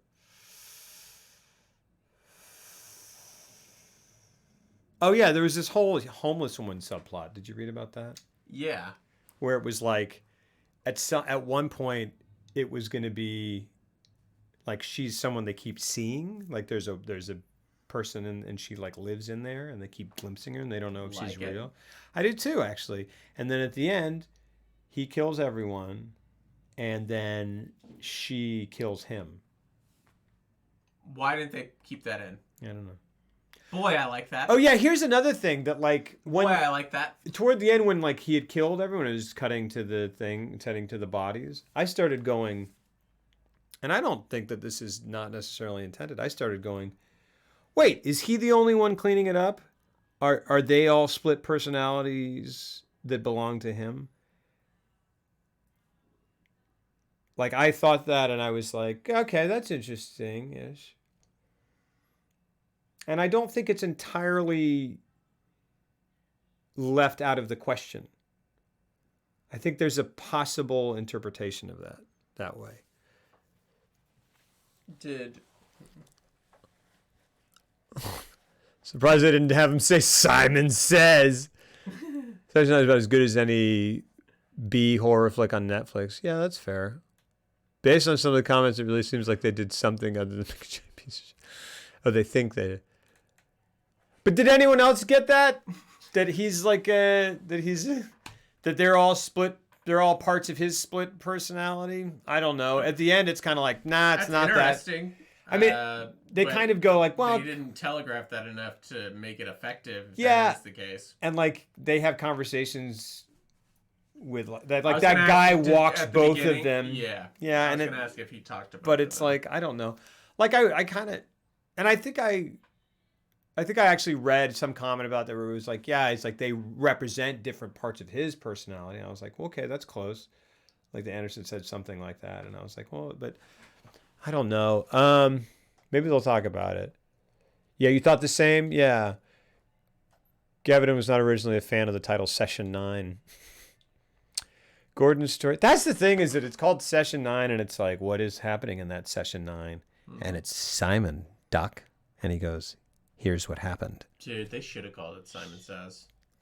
That would have been awesome. SEZ, like the Dennis Rodman movie. That's like. Have you ever seen Monkey Shines? Yes. Fuck yeah! All right. I saw it when I was a kid, and I was like, what the fuck is this? It's a crazy movie. It is crazy.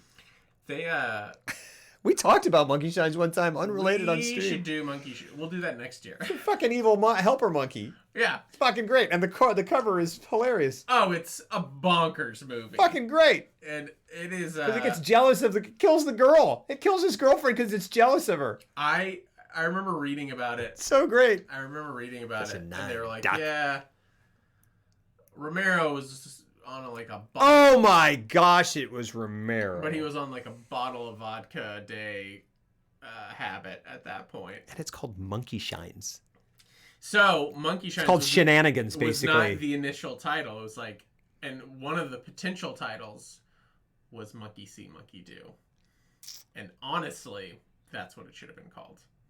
Because if you watch the whole movie, it's like all about how he gets this little helper monkey, and they're like telepathically connected in some way. That I found out later, they cut a whole scene out where he has like a brain, Which is the writer brain going, surgery.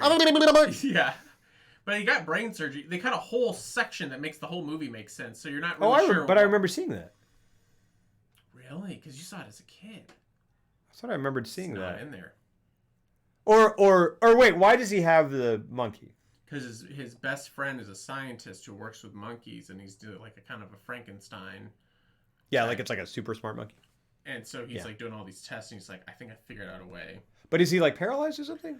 He was like an Olympic athlete who gets paralyzed. Okay, that's it. Maybe And he not was that. like, I can Yeah, give you your body back by having this monkey. You can control this monkey with your mind. But he didn't tell him that. He doesn't tell him that. I didn't remember that. Yeah. I didn't remember that. I like- hope the conversation went just like it. He's like, look, I'm sorry about your body, but I can give it back to you because you're a monkey you can control with your mind. And then he goes, And George Romero He goes- is like, come here. Come here. And he just goes, what the fuck, man? like that. Yeah, yeah. And to this day, capuchin monkeys are terrifying. Yeah. Anyway, sorry. Go ahead. We should do that movie Monkey next Shines. year. Yeah. Let's do, crazy. Yes. Horror movies. Gordon's story is meant to parallel that of Mary Hobbs. the one on session tapes, What? and draw connections between the murders they commit, the memories they repress, No. and their need to wake up. You're telling me All right. that there's a parallel between those two. It's subtle, but when Phil calls Gordon on the radio at the end saying, "We found the one responsible," it's meant to be a ghost voice. No. The That way. I clue, remember hearing that and being like, I don't know. I don't give a shit. Okay. Yeah, sure. in addition to it taking place after Phil has been murdered, is the lack of a walkie-talkie squelch on Phil's end. Oh, yeah, sure. Caruso did 6 different versions of this scene, says Anderson, referring to the scene where Gordon walks into Phil standing over Hank's dead body. In 5 of those versions, he went, "Fuck you." There's a spelling error, and it says Caruso did 6 different versions of the scene, says Anderson, referring to the scene where Gordon walks over to find Phil standing over Hank's dad body. It's Hank's dad bod. I killed him. Oh, he got some love handles. He's a little curvy. They tried it straight, over the top, underplayed, and campy. It's hard because what is he? He's a ghost. The all going into Larry Fessenden's eye is the film's only CG shot. Oh, I heard that the only CG shot was them pulling it out of Josh Lucas's face. But that makes more sense. An alternate ending available on the Blu-ray where Gordon dies, where they found the idea and image of him being the only living soul left in the building to be a haunting one. Oh, he just has to leave. But yeah, that homeless woman who kills him at the end thing. Mm-hmm. Boy, I bet that actress was like, dang it. You guys fucking you brodied. Yeah, you brooded me. There you go. But like the reason they cut it out is that people were confused. They were like, so is she supposed? They thought she was supposed to be Mary Hobbs. Why did they cut that out? Which, like, yeah, I just said that. And I was like, that's way more chilling. Yeah. That's way better. Yeah. So like, At least it's something. It's something uniquely specific. Yeah. That I haven't like. This was so like this Although- wasn't specific enough in any one way, and it was like, well, it's a little bit of this and a little bit of this, but isn't it all in a blender, kind of spooky? And I'm like, no, It's a smoothie. it's a smoothie. Not a And smoothie. I like smoothies. Not a smoothie. Yeah. Well, I was like, here's the deal, like, because here's the thing, like, because I go, like, oh, that is cool, but then I go, well, if there had been a lady walking around, I also would have been like, it's Mary Hobbs. But then if she Yeah, killed but- him, but then then- that's cool. Yeah. But what if I'm not saying it's the best thing ever, but like it's something. But what if she wasn't in it the whole time and she just shows up at the end, fucking kills him, and you go shh, and she just goes and then she like looks at the tape or something and then cut and we go, Mary Hobbs was there the whole fucking time. And then after she kills them, Yeah, what does she do? and she goes, well, just call me Carvin and Hobbs. It's pretty good. It's all right. All right. It's good. All right. It's better than this movie. Why would anyone recommend this movie? Do it with Congo. Oh, Yeah, I don't. it's too bad. But like what if And, like I had to go to 2 video stores to find this, so I think that doubly like ramped up my like. I had to Really? sign into my wife's Amazon account and see my birthday presents. You ruined your birthday. You ruined your birthday. Yeah, and I still didn't. Uh, Filmmakers and films commented on or referenced as inspirations include My Name Is Joe. Gotta see that. That's that Peter Boyle movie, right? Or is that just Joe? Stanley Kubrick. That's not a movie. Oh, filmmakers. Picnic at Hanging Rock. Don't Look Now. Yeah, 2001. Really? In what way? Plan 9 from Outer Space. okay. 9.5 weeks? I've actually never seen that, so I couldn't. It's say just- one or another, but that's the sexy movie. That's the movie where they have food sex. Yeah. And The Shining, obviously. All right. I imagine having the balls to say you were inspired by Kubrick on the commentary for this turd. I feel like that happens a lot. Inspired by Kubrick and Plan 9 from Outer Space. There's something creepy about something horrific going down in broad daylight. That's true. Yeah. every movie needs its Midget in a red coat, That's which a is Joe Don't McHale Look Now. But reference. what is the midget in a red coat in this movie? Probably the Mary Hobbs that they cut out. I don't. Because there's nothing. There's nothing. There's nothing. It needed that. That was. Every movie does need that. And they cut it out. Or some movies definitely do need that. And I don't know what it is. What is the weird thing? What is the weird thing that seems out of place? What is it? There's nothing in this movie. What is it? And it's like you didn't even find. Like, here's how the session thing could have worked a bit better. He's listening to these tapes, but then as they're exploring and removing the asbestos, based off what he's hearing on the tapes, he encounters a room. He's like, oh, this is where they interviewed her. And then like, oh, there's something, and then clues there. And then there's another tape, and then more. I mean, it's just like boom, boom, boom, boom. And you're at least visualizing and seeing maybe some of the horrific imagery. It was just being told a scary story on a fucking tape, and then people working in asbestos bickering at each other. Like, the two didn't work together. He kills his wife and daughter and dog at the very beginning. So it's like, okay, so there was no buildup. He was just crazy from the word go, and then he was hiding it the whole time. Yeah. So I don't know what that means. And then you're trying to say that it brings out the potential of anyone who could potentially be crazy. It's bringing that out of them. But it doesn't do that with Mullet Guy at all. Yeah.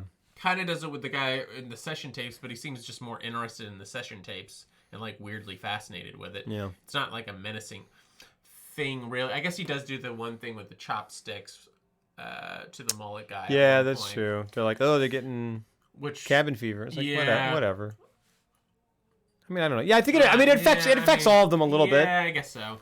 But then the yeah. upshot is that, well, it's this story we made up. Like, okay, Yeah.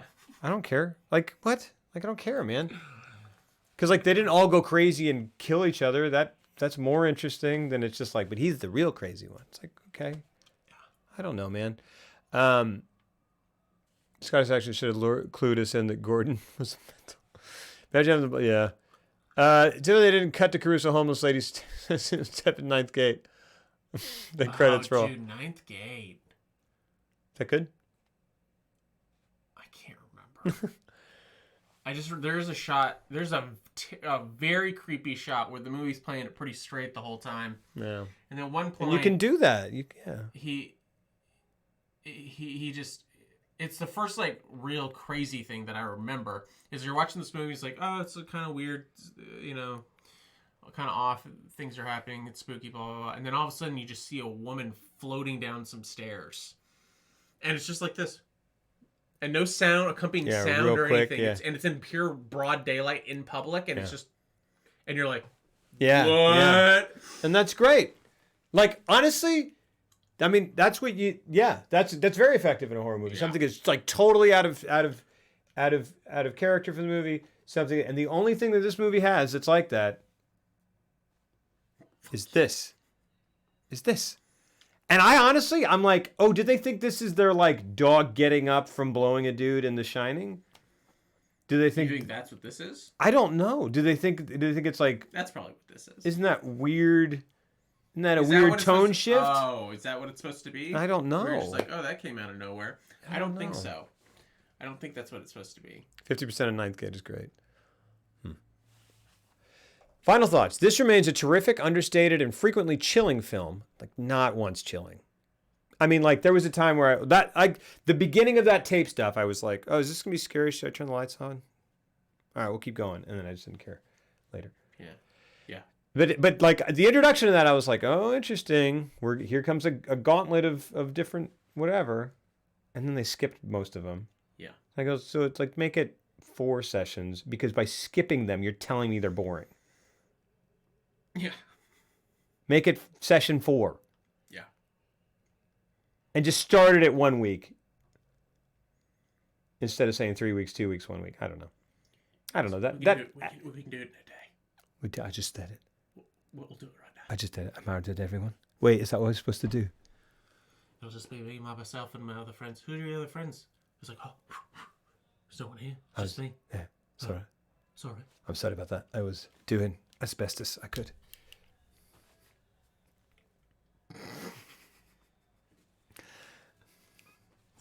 I took that from Brad Anderson. But we should just end it. I took that from Brad Anderson. He said we did as best as we could about the movie. Well, that's just good writing. So.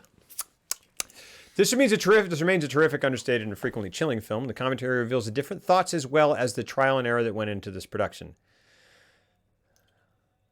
Some people knock it for its decision to play fast and loose as to whether it's supernatural horror or psychological thriller, but that's both missing the point and beside the point. It's both missing the point what that statement is telling me. Yeah, because you're not only missing the point, you're beside the point, having missed it. It's like you missed the point and landed right next to it. He just flicked me in the forehead with that. I don't. That's what this entire paragraph is reading. But that line is redundant and strange. The movie works beautifully as both. If you don't already own it on DVD, this new Scream Factory Blu-ray is the way to go for the step up in picture quality as well as the new special features. Yeah, I don't like this movie. 9.5. Yeah, 9.5 9.5 weeks. sessions. There we go. Mickey Rourke. There we go. Some like ghost penises. Yeah, and then like Ice Cube and like Ice Cube's in it. Have you seen it? 9.5 weeks now. What y'all doing? No, that's Ice T. Yeah. What are y'all having sex? That's disgusting. Doc. If Ice T was Simon, Wait, who's Ice T? Ice T is the guy you're doing. Who's Ice Cube? Ice Cube is from Friday. Ice Cube is from Who's Vanilla Ice? NWA. Vanilla Ice is a white man who was in Teenage Mutant Ninja Turtles 2: The Secret of the Ooze at the end. Who's Cool as Ice? That's a film starring the aforementioned cameo star of Teenage Mutant Ninja Turtles 2: The Secret of the Ooze.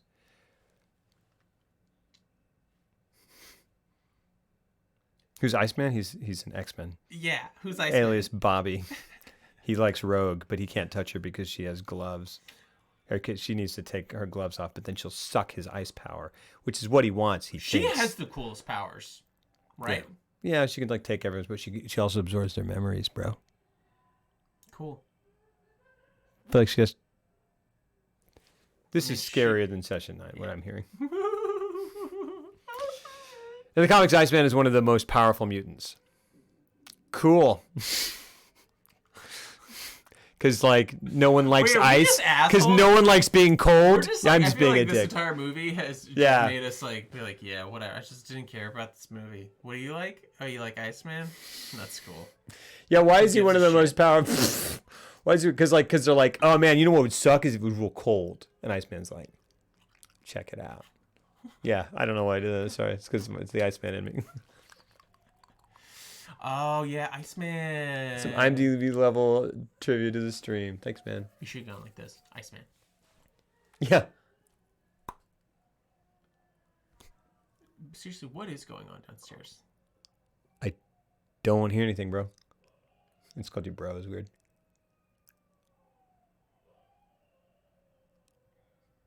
What is that? I don't know, man. Is it coming from your shower? Is this why Like you don't shower? It's the tapes, yeah. Hey, man, you should have been a lawyer. And you'll never be a lawyer, man. You're down here. You work with us. Oh, you work with us, bro. Yeah, remember when David Caruso was like, he got really mad at him. Yeah. He's like, you're going to go back to law school? You with us. You're down here chucking with us. Yeah.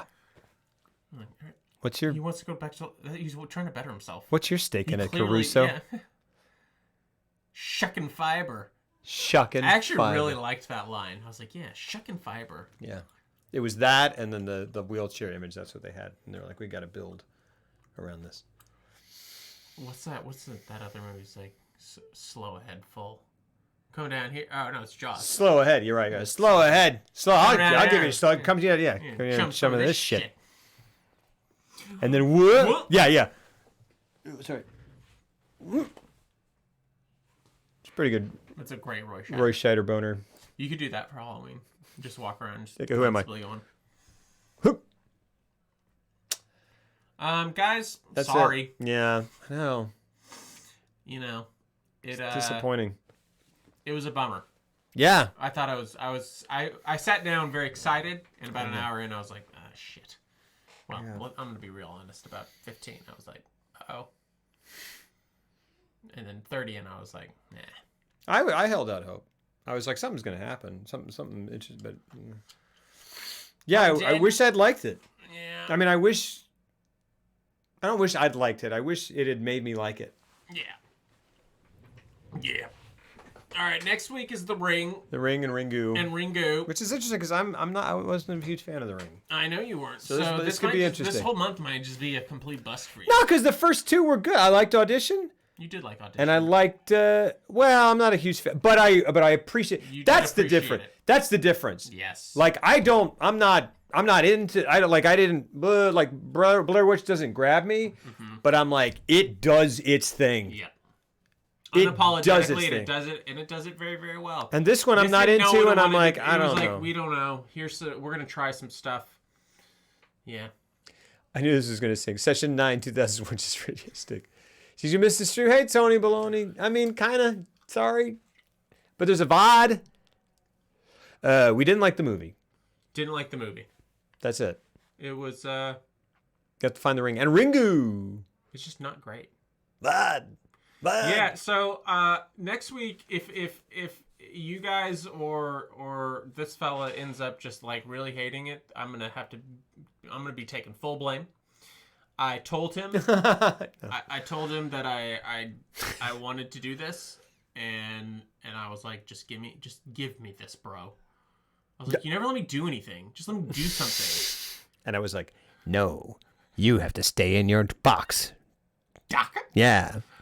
I just call everyone doc, regardless of whether they're a doctor. Some water. Yeah. Think of I was like, he's like, you're gonna take a shower for me. Yeah. Not showering wizardry session. Ringu, Japanese for ring. Here's the thing, and just to push it further, the reason we did 2000 like turn of the century horror films in general. Well, I guess because we just were talking about different ones, and then we kind of came up with an assortment of because like there you talked about doing Blair Witch, right? Yeah, because I loved Blair Witch. Yeah. I've always loved Blair Witch. And then I felt like a lot of people shit on Blair Witch, and I was like, I think it's great. What got me on board was Audition and Session 9, Right. and I liked Audition. Yeah. And Session 9 was like the one you brought to the table. You were like, and I was really excited about it. That was the Yeah, one that like I'll take- locked it all, and you were like, okay, cool, that's 2 for you, like 2 for me, Yeah. and we felt really good about it. And well, so you're batting 50. Sure, I'll 'Cause take this that. was a big swing and a miss. Audition was awesome though. Yeah, I really liked that movie. I did like it too. Gosh, oh, I mean, what a like. Yeah, and it's interesting because all these. That's because I don't know. I thought maybe it would be interesting. This is the turn of the last century. This is what was going on, and they're all made at the same time. So like, they all have the same. It's interesting to see where horror is kind of at because Yeah, The Ring is 2002. I think it's 2002. I think so. And But then Ringu is like 98. Yeah. 99 or 98. Yeah. Yeah, maybe. Yeah. I've never seen Ringu, but I'm a big. I think The Ring, the remake, is Gore Verbinski's best movie. Interesting. You're not a big fan of Rango? I'm gonna ask you again. Sorry. Are you a big fan of Rango? Never saw Rango. So I that's liked it. The Weatherman. The animation. I also like the Weatherman. That's a I really like. Actually, Yeah. it's between Ring and Weatherman for me. I wish I had 2 dicks. But Gore Verbinski is like a supreme visualist, and I don't feel like he gets enough credit. Like, I mean, he did kind of helm one of the biggest franchises of all time, but I just don't think he's put up Yeah. there in terms of like. He kind of has, in my opinion, I hate when people throw out that term visionary, especially if they've directed like one fucking movie. I'm like, look, I get the movie, The Witch is like a kind of cool movie. When you start calling it from the visionary The director of that last Witch, indie that did well. we brings you the Lighthouse, and like I'm seeing the Lighthouse opening night, but it's just like let's keep it in perspective here. Yeah. I just think Lighthouse looks great. It looks amazing. Yeah. I hope it's good. He is so his visuals in any movie, even his stinkers, like fucking Mouse Hunt. Really? It's Yeah. Gore Verbinski? That's Yeah. interesting.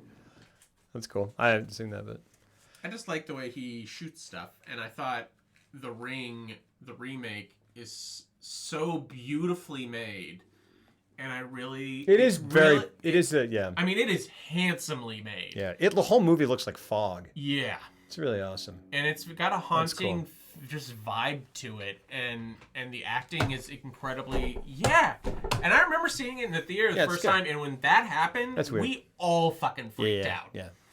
Like we all, and it was one of the few times I've been in a horror movie and I've seen popcorn go flying, like legitimately. And I was like, oh, that's cool. Yeah, and the water pours out of the And the TV wall, set. like That's it's great. all Yeah. really, That is really cool. well done. That is cool. And like, I don't know. It's one of my favorites. and is it Jenna Malone and at the beginning of it with the tape? Jenna Malone and maybe It's Amber Tamblyn. Jenna Malone. Is it both of them? Jenna Malone. Jenna Malone. She's in Saved. Oh yeah. Oh, is that her? I can't remember. I can't remember either. I know it's Amber Tamblyn. Yeah, Amber Tamblyn. Yeah, and Brian Cox is in it. He's great in it. Yeah. And it's honestly Naomi Watts. This was like my first introduction to her, and I was just like, wow, she's amazing. She's such a great actress. So it was like this and like 21 Grams were in a very short time period. I want her in everything. I want Yeah, she's Julianne amazing. Moore in everything. Yeah. Those are two of the like greatest actresses of all time. Yeah. And I don't hear people screaming their name enough. Yeah, it's weird. It's weird to me, especially like I feel like even Julianne You do Julianne Moore Moore month gets- or something. gets more She- credit yeah. than Naomi Watts. Like, Yeah. but she still doesn't get enough credit. But Naomi Watts, I feel like goes completely under the Yeah. radar in terms of like, she's always in consistently good stuff, always delivering amazing performances. Her performance in Twin Peaks: The Return, gosh darn it! Like that alone makes me want. I mean, I wanted to watch it anyway. That alone makes me want to watch it. Oh, yeah. then you've laid on like so many people in that cast that make me go, what? Oh, that's exciting. Her performance in Twin Peaks: The Return is so specific and good, and could have been a complete disaster, but she owned it. That's awesome. She's so great. She's so great. I love her. I love her. I love Julianne Moore. They're both so great all the time, and they can both do drama and comedy so Yeah. incredibly piercingly saw her well. It's so amazing. 21 Grams, where she explored grief in Goodness. an incredibly powerful way. And then, like, the next year she did I Heart Huckabees. And That's- I was just like, wow. My wife and I still quote that movie. What her lines in that movie? Yeah. It's quality, not quantity. Or sorry, other way. It's quantity, not That's the joke. Is that she gets it wrong? Dang What's, it. It's just when she turns and goes, "Fuck a piece," I just go, ah. So great. What do Dustin Hoffman and what's her name? Lily Tomlin. Lily Tomlin. What are they saying in the She's like, do I know myself? Or what's the line? They're like giving therapy to each other, or they're in Oh yeah. and then like they just start saying the same line over and over, like it's the most profound thing, and they're just like, well, that's it. That's yeah. that is I like the love box. their Yeah. everyone in that movie. Yeah. I love that movie. Yeah, that's a good movie. That is by far one of the most underrated movies. Like because We should probably do a David O. Russell month at Yeah. some point. 'cause And I'll go I'm nuts So and you'll- not like you're such a fucking fanboy about him, and I don't get it. Iron at Huckabees all. is fucking fantastic. It's Three Kings is fucking fantastic. The Fighter is fucking fantastic. Haven't seen it. You haven't seen it. American Hustle I really, really like. Yeah, I know you like actors dressing up in wigs. We get it. Intolerable. Isn't that a wig? What if I just pulled it off with my hat? What a long game that would have been. Silver Linings Playbook can go fuck itself. Nah, it can't go fuck itself. But I'm like, it was like Dress Picture, and I was like, that's like a good romantic comedy. You said that. Fine, he will scream at me. He will, because he's that kind of guy. And Joy was good. That I'm like, he didn't learn his lesson. Yeah, 'cause he's like, what he the got caught, and then he was like, all right, fine. He's always like, who gives a shit? But Joy was good. Silver Linings Playbook is the one that I'm like, whatever. And it's not that it's bad. I just go, this What's is Joy? Joy is the one that no one saw. Yeah, it's the one With that Jennifer looks exactly Lawrence. Like, does it star Jennifer Lawrence? Oh my gosh, is this what it's like? Is this what I'm like? It's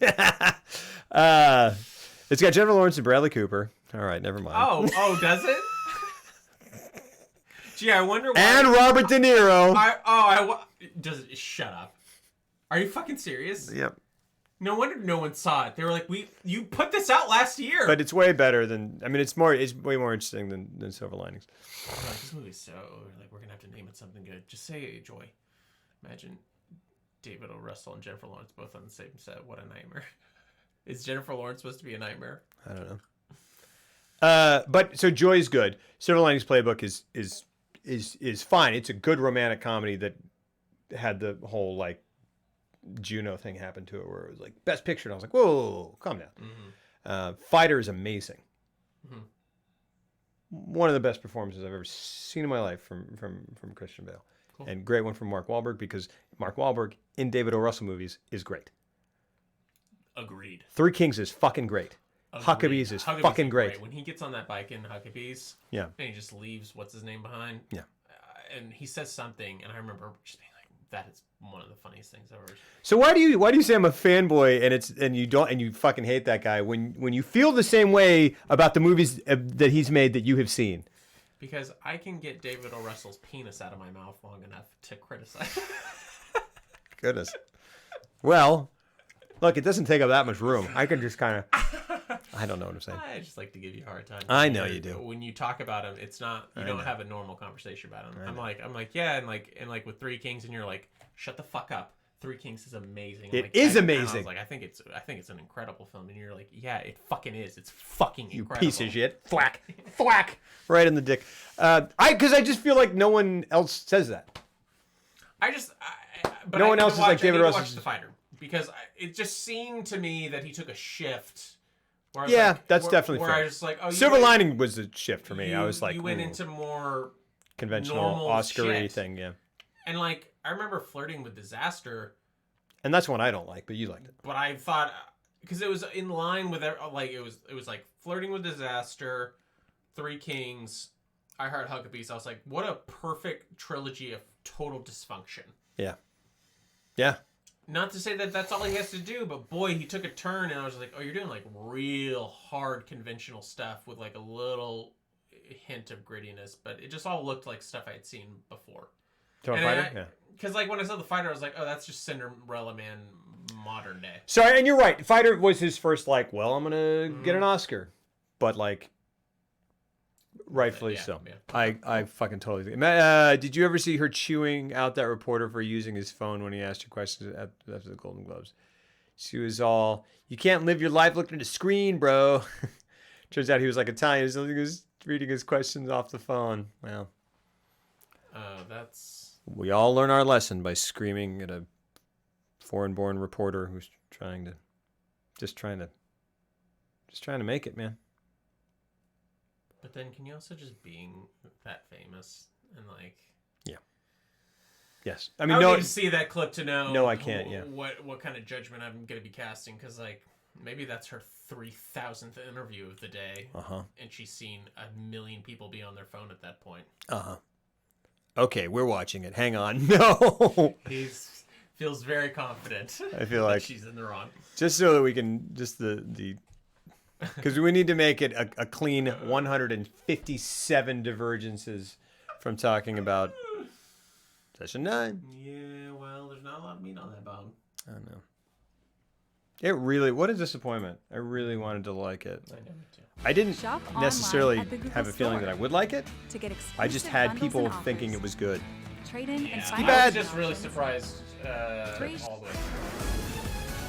Oh, remember Entertainment Tonight? This clip of Jennifer Lawrence in the Golden Globes press room is going viral. How do you see yourself for the Oscar night? And how was We're at the Golden Globes. If you put your phone down, you'd know that. E.T. has the full exchange. Here's what else happened. Yes. Jennifer, hi. How do you feel for the? How do you see yourself for the Oscars? You can't live your whole life behind your phone, bro. Huh? You're just not gonna. You can't do that. You gotta live in the now. Sorry. You know? How do you see yourself for the Oscar night? And how was We're at the Golden Globes. If you put your phone down, you'd know that. And how was working with Edgar Ramirez? Working with Edgar was wonderful. He is so sweet. He's great, a terrific actor. I mean, doing scenes with him is phenomenal. He really helped me with Spanish. She speaks Spanish in a movie?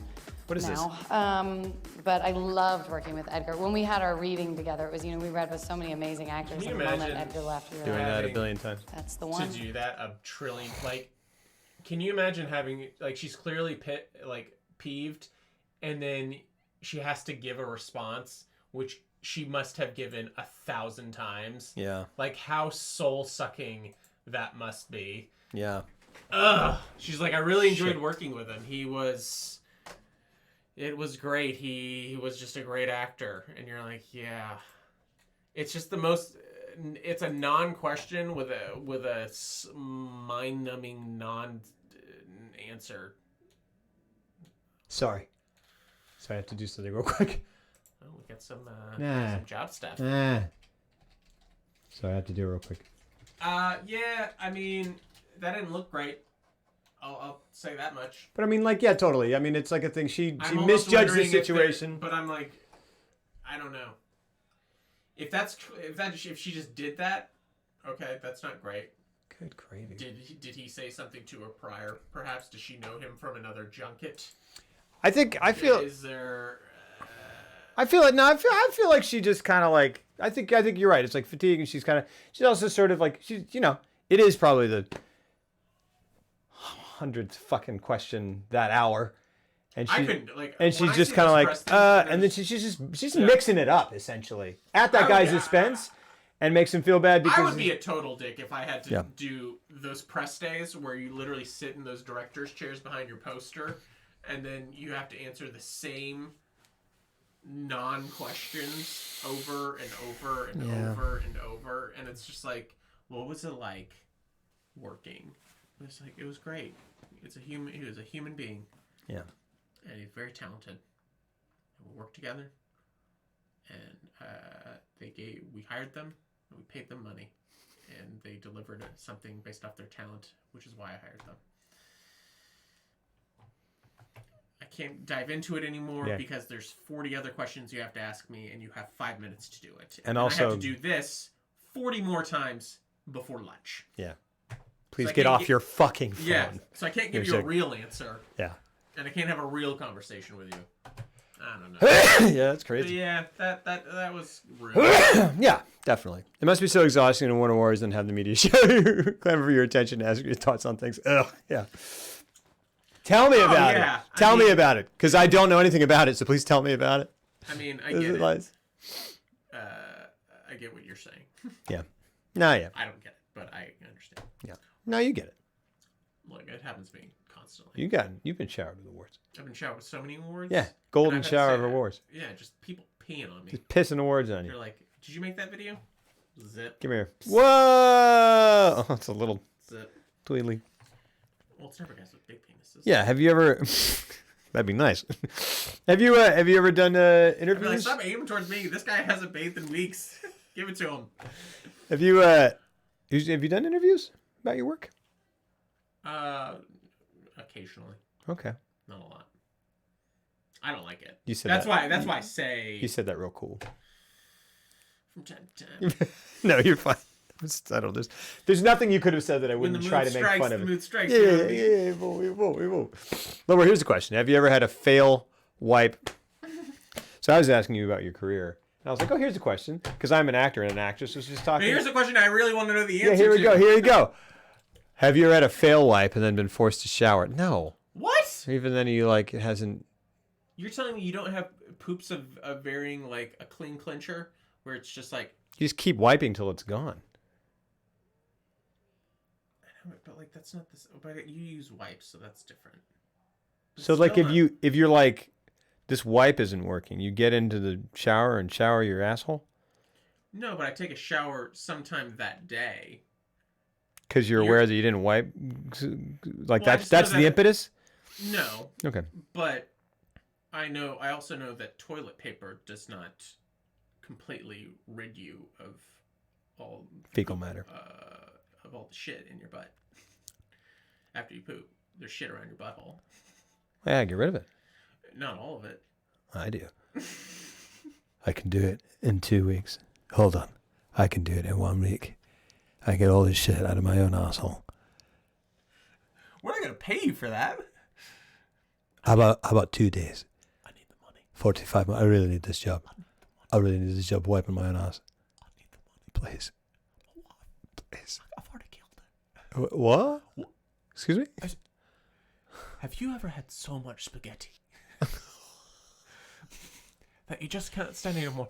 I came home. It's the pot. The pot is so big. Yeah. I'm like, hon, why do you need such a big pot?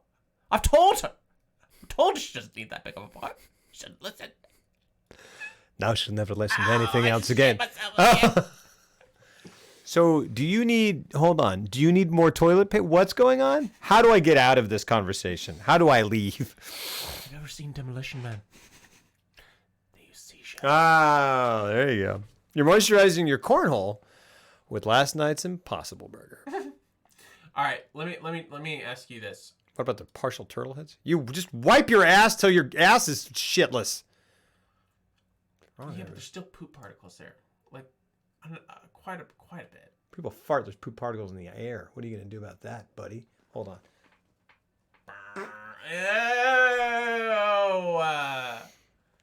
You see how he had to struggle? That's because his poop has caked around his butthole. I'm not gonna shower. I'm not asking you to. No, I know. You smell great. Not right now. Well, not now. You're bathed in your own poop particles right now, and frankly, so am I. Sorry about that. Sorry. You're just grinding it into your skin. What's wrong with you guys? Do you guys need to watch Osmosis Jones? That fart sailed out of Lowbro's butt on a wave of week-old crumbs. I'm like, you just get away with words. I know, buddy. man. He does. This is. I'll ask. Let's ask Jennifer Lawrence how she deals with this. No one does. No one deals with this. She would prefer this kind of question. No. She would. She would. Yeah. Dusty. My farts are not dusty. You know what I would like to see you do? Like, you get a framed picture, right? And then you fart on it. And then in your best Jesse James voice, you just turn back and you go, that picture's looking dusty. And maybe you should just go as Jesse James for Halloween. Yeah. And just carry around a picture frame and constantly fart on it. Mm-hmm. And then you just say that to people. They go, you don't look like Jesse James, and I go, you don't look like Brad Pitt. I go, well, neither of us shower.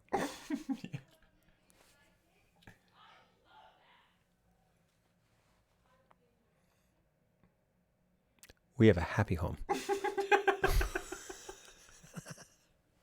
My wife is doing acting exercises downstairs, and it causes her, it requires her to just like let it all out.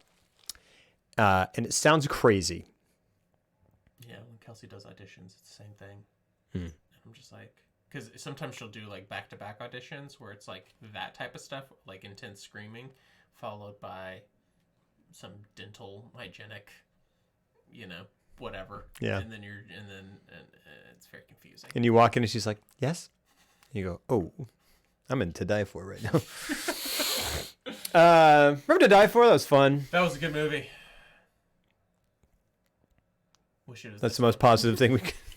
Wish it was To Die For. Sucks. Yeah. It sucks that it sucks that I didn't like it. It sucks that I didn't enjoy. I wish watch Four Bangers. Yeah. Hey man, there's stuff we haven't done. There's so much stuff we haven't done. There's so much stuff we haven't even done Cameron. We haven't even done there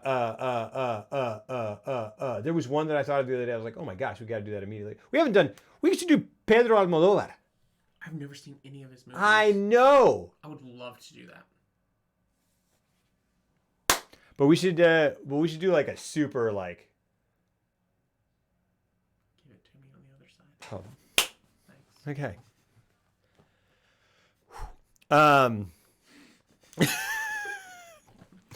We were talking about Lester Spielberg. We were talking about, gosh darn, there's so much great stuff. Kicked recently.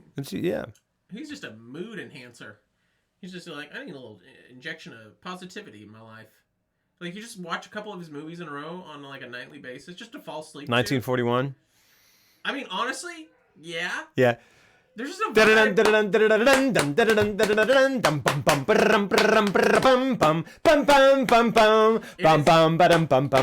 wish you do that movie because that is a man who off two mega successes. Yeah, did it. Writing full wave of confidence Yeah, challenged the shit out of himself. and utter failure. I mean, I would love to see a documentary on that movie where they really dive deep into, because he literally had done what no other filmmaker had done before, which is have two of the biggest movies of all time. Right. Did you see what Pedro Almodovar said about Marvel? So bad de mierda. Yeah. Sorry.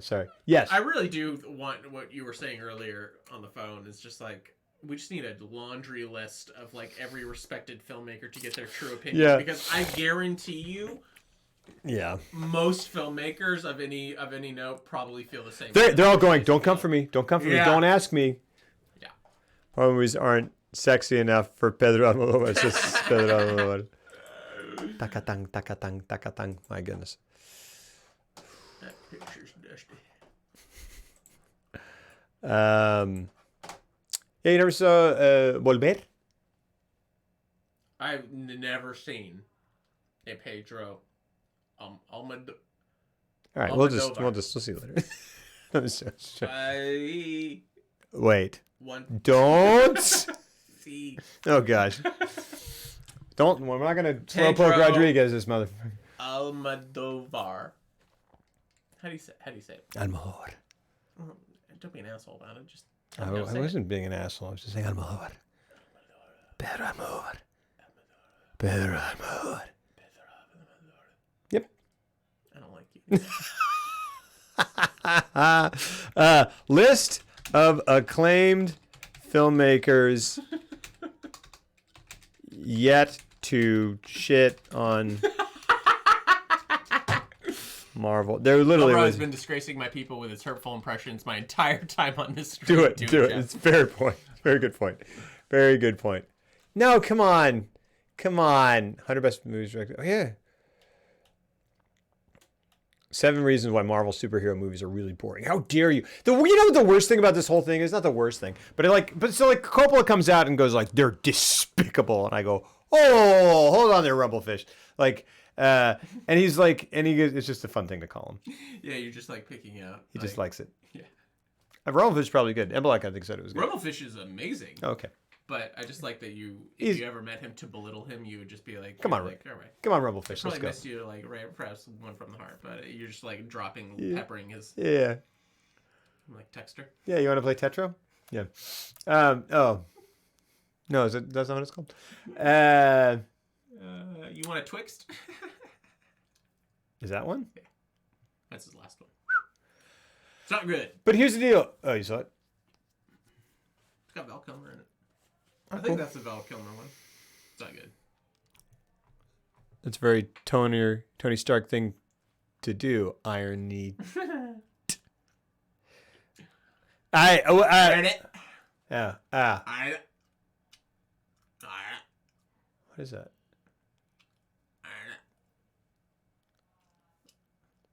He calls Thor Point Break. Who does? What? What's happening? What is happening? In those movies, he refers to characters by movie names. Oh!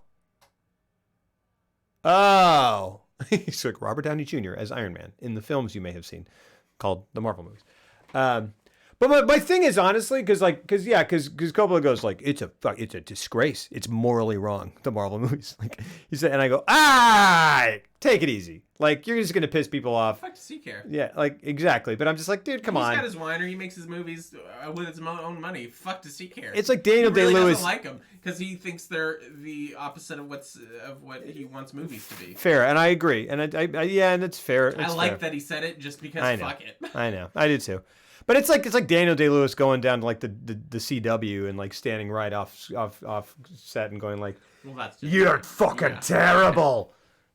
You're But fucking that's not terrible." what's happening here because the CW is Didn't not ask taking him. up 98% of the market. Fair point. And they're also being, you know what I mean? Yeah, but they're also like going to him and asking. Like I feel like that's what Oh, happened. they're baiting him. Yeah. For sure. Yeah. And so I go, okay, all right. He's just gonna piss these poor confused people off who were like, they're great, they're just the same as your shit, you person I've never seen. But then like, I just, what makes me livid is I scroll, because I go, all right, too much, Coppola, too much. Like Scorsese was it, but like, whatever. I mean, like, I get it, but whatever. You just scroll down and there's a comment.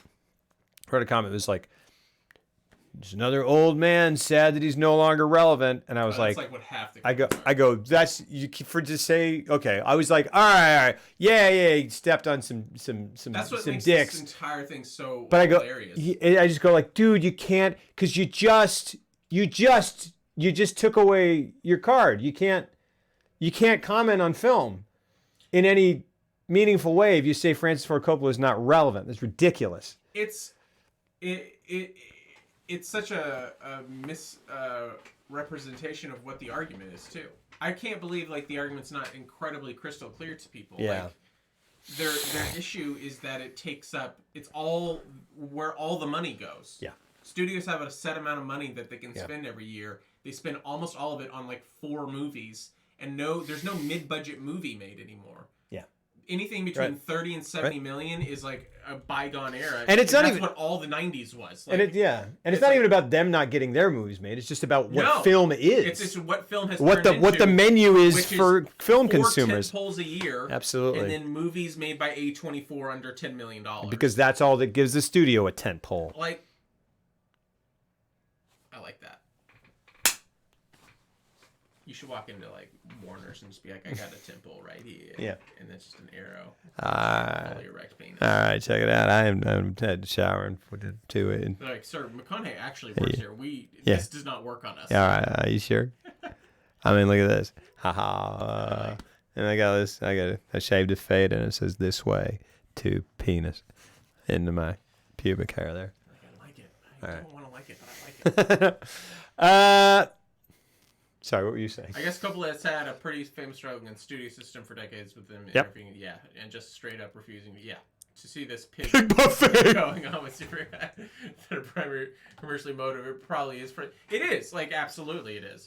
Pig buffet. You should read Bob Iger's full comments. He literally says lots of people love them and they make money. Hey, no shit, Bob Iger. Thanks for trying. Yeah, I mean, that's The chairman of Disney. I don't understand the argument that they make money. Of course they make money. No, they make all the money. Yeah. But that's not a good way of making art, which is what their argument is. And their frustration comes from the fact that they're interested in making artistic films where money is not the sole. I mean, everyone wants their movie to do well, so you can go make another movie, and you want a lot of people to see it. But these Marvel movies, even though they're incredibly well made, they're not primarily concerned with the messy authenticity of human emotion. No, they They're are not. They are They're not. strategically and with surgical precision constructed to not offend anyone, to maximize on the dollar amount. Like, that's just what it is. Which more power to them, and they couldn't fine have more power. It's great. If it didn't overwhelm the rest of the system to where you can't get anything made. You shouldn't be spending $300 million on a movie. That's not something you should be doing. And because they do that, you get 4 movies from a studio a year instead of 40. 40 mid-budget movies. But I mean, it's what everyone's lapping up. So is it? I mean, they're just doing what the market will bear. Oh, I agree. I mean that, but that's what it's us. I don't know. It's them. It's everyone. I don't know. It's all of them. Yeah. But it's because the market sucks. The market does suck. I agree. They refuse to offer a window to try something new. True. Like that's why, and like Disney is the main culprit of this because they run with Marvel, and then they're like, okay, cool. Now what else can we do? All right, we're gonna rehash Star Wars. We're not gonna come up with something new. We're gonna rehash Star Wars, not really provide anything new with it, and then that's gonna make a shitload of money. All right, and then we're gonna. It's like they're just taking it, seeing how far they can push it, and the furthest they're going in an almost comical fashion is like, what if we take our beloved animated movies from our vault, and we literally, I mean, just like, this will be hilarious, guys, and they're gonna fucking eat it up. We'll literally just redo them shot for shot, but with new technology. And it's the same. There's no risk. Yeah. It's the same fucking movie. Yeah. And it's built in. Yeah. And like I guarantee that is that decision to do that There is no artistic decision there. That was a boardroom of corporate individuals being like, there is no risk here. Yeah. There is a built-in nostalgic fan base. Yeah. And innate curiosity to see what this would look like with new visuals. Yeah. And we don't have to take the risk of using any original content whatsoever. And we own all the IPs and all the property, so it's just all in the same wheelhouse. And there's not a lot of new stuff getting made anymore. It's just variations of Marvel, which is from old comic books. Yep. It's Star Wars, or it's these new Disney reanimated shit. Yeah. And there's not a lot of original content. Where are we going to be in 30 years when people look back and it's like, well, it was stuff that was rehashed from 30 years prior to that. And it's like, where's the that is the crazy thing. They're going to look back on what the standout movies are here, and it's like, oh, it's the movies from 30 years before that. Yeah. That's insane. And it's like, even Pixar, who used to be the beacon and like the shining light of original animated content, they still got bought out by Disney. So now even that's slightly muddled to an extent. They're still putting out A-class material. Yeah. But all of a sudden, they get bought out by Disney, and all of a sudden you see Toy Story 4, Cars 3, all these sequels when they used to pride themselves on original content. I don't know. It's just frustrating because I want to see new shit. Yeah. And it's out there. It just doesn't get pushed. Though. It doesn't get pushed out to people in the larger population who might enjoy it. I know.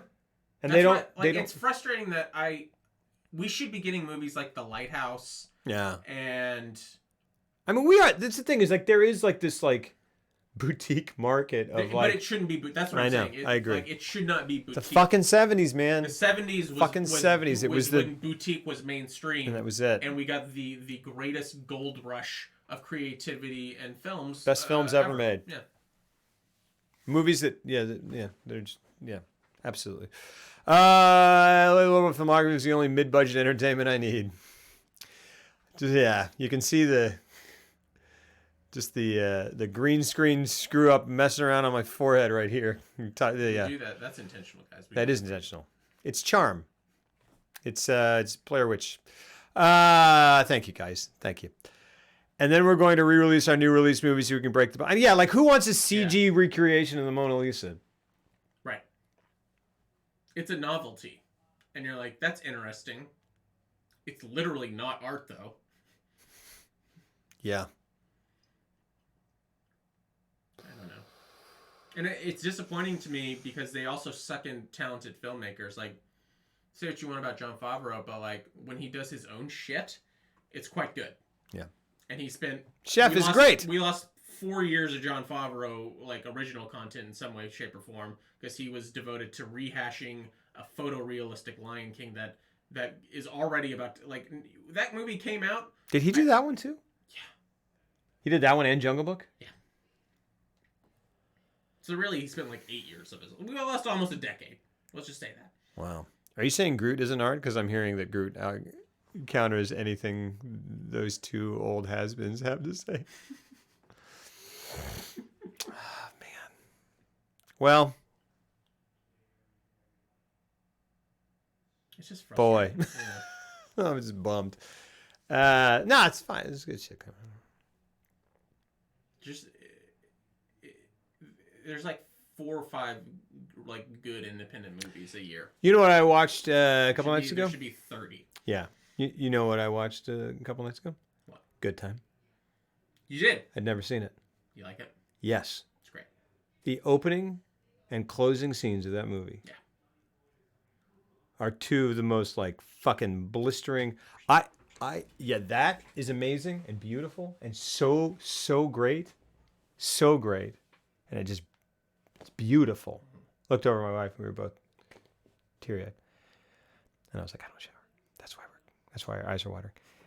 But the first scene in that movie is the most like jaw-dropping acting I've ever seen in my life. In terms of like authenticity. I was like, that dude is just like, that is a perfectly cast psychiatrist, but he is just 100% true to life. And that guy Benny Safdie, my fucking goodness. Because, you know, it's, yeah. And I was like, I watched that and I was like, and then Robert Pattinson comes in and he goes, come on, let's get out of here. And I go, oh, cool. And then they get in the elevator and it goes, good time. And, which is, that jingle in there is nice. Good time running from. I do too. It's awesome. And then I like paused it. I was watching this for the first time in a hotel room because I was like, I don't have anything to do. And I was like, I paused it right there. I was like, I can't. I got to watch this with Akasha. I can't. This is too good. But that first scene, I was like, I've never. And that Benny Safdie, I was like, when we watched it the second time, I was like, I have to. Now we have to watch an interview with him to see because I was like, is he mentally challenged? Yeah. He directed the film. Yeah. Is he? He's not. If he's not, that's amazing. Yeah. And he's not. And he's like, hi, I'm Benny Safdie. I don't talk like that. How are you? Yeah. And the other Safdie, I can't remember his name, is like Josh. It's like a genius. Mm-hmm. You hear him talking, you're like, okay, all right, man. Whew. Boy. Rare Gems? Uncut Gems? Uncut Gems, sorry. Yeah, I'm excited. Yeah, dude. I'm super I was excited. talking to a guy, and we were talking about this, and we were like, "Oh yeah, I can't wait." And he's like, "Yeah, it feels like it lives in the same universe." I was like, "Yeah." He's like, it's like you feel like you could see like Robert Pattinson walk by in the background, and you're like, "Yeah," like from the trailer of Uncut Gems. Oh, It's just really? like it'd be really funny. It would be funny, and it wouldn't if you just saw like Robert Pattinson run by in the background because you're like, "Yeah, it just feels Same like the world, same yeah. fucking universe." It's great. Yeah. It's awesome. Should watch an S. Craig Zahler. Oh yeah, like Dragged Across Concrete or Bone Tomahawk.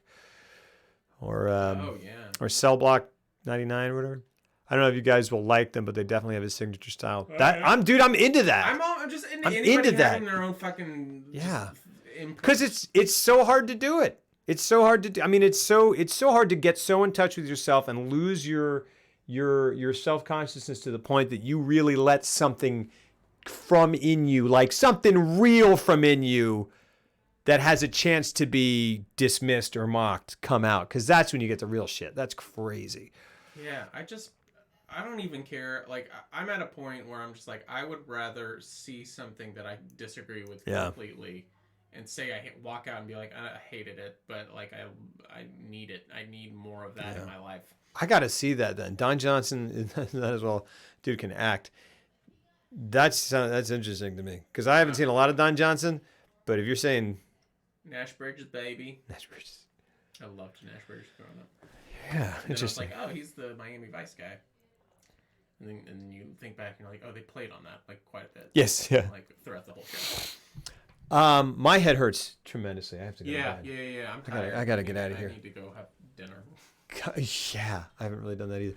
All right, guys, lots of love. Thank you so much for being here. As always, next week, we are doing Ringu and Ring, The Ring, as Mbelak said, Ringu is Japanese for ring. I'm gonna go home and watch it. Do it. I know you always do that. We always mention like 3 movies. You're like, I'm gonna watch them tonight. I'm like, how? I'm just gonna go home. I'm gonna eat my meal. And you have while I time for a watch it. shower. I'm gonna take a shower Crazy. and then I'm gonna go to bed. Guys. Reasonable hour. Yeah. Lots of love, guys. Night Duck. Yeah. Thanks for being here, guys. Thanks for talking about it. We'll be more horror movies, more stuff next week, and then back to just whatever excites us, which I freaking love. I love it. Some Stone Cold bangers like Mbelak said. That was it. It was Oliver Stone. That was one of them. JFK is one of my favorite. I've movies never of all seen time. Natural Born Killers. Bonkers. Yeah. 90s Stone. Salvador. Nah, we should just do 90s. U-Turn. I mean, I don't know. Nixon. You seen Platoon though? I've not seen Platoon. Oh, what? I've not seen Platoon. Platoon. JFK. For sure. JFK is where I learned how to edit. Yeah. No, I know, man. I know. I'd love to think highly of Charlie Sheen as an actor. I'd love to see Platoon. Oh, fucking Wall Street? Wait. Who did Wall Street? Yeah. Yeah. Stone. Yeah. Yeah. Let's do it. All right. We'll see. We'll see. Is awesome. I mean, Okay, yeah, we'll do him at some point. We'll talk about different stuff. But we're doing Ringo and Ring, and then we'll ring it up. Ring-a-ding. Ring-a-ding-ding. You bozos. What? That's like what's... I don't know. All right. Lots of love, guys. Thank you so much. Thanks for hanging out. Really, truly. man. This really, truly. This is great. I get to see this guy. I get to fart.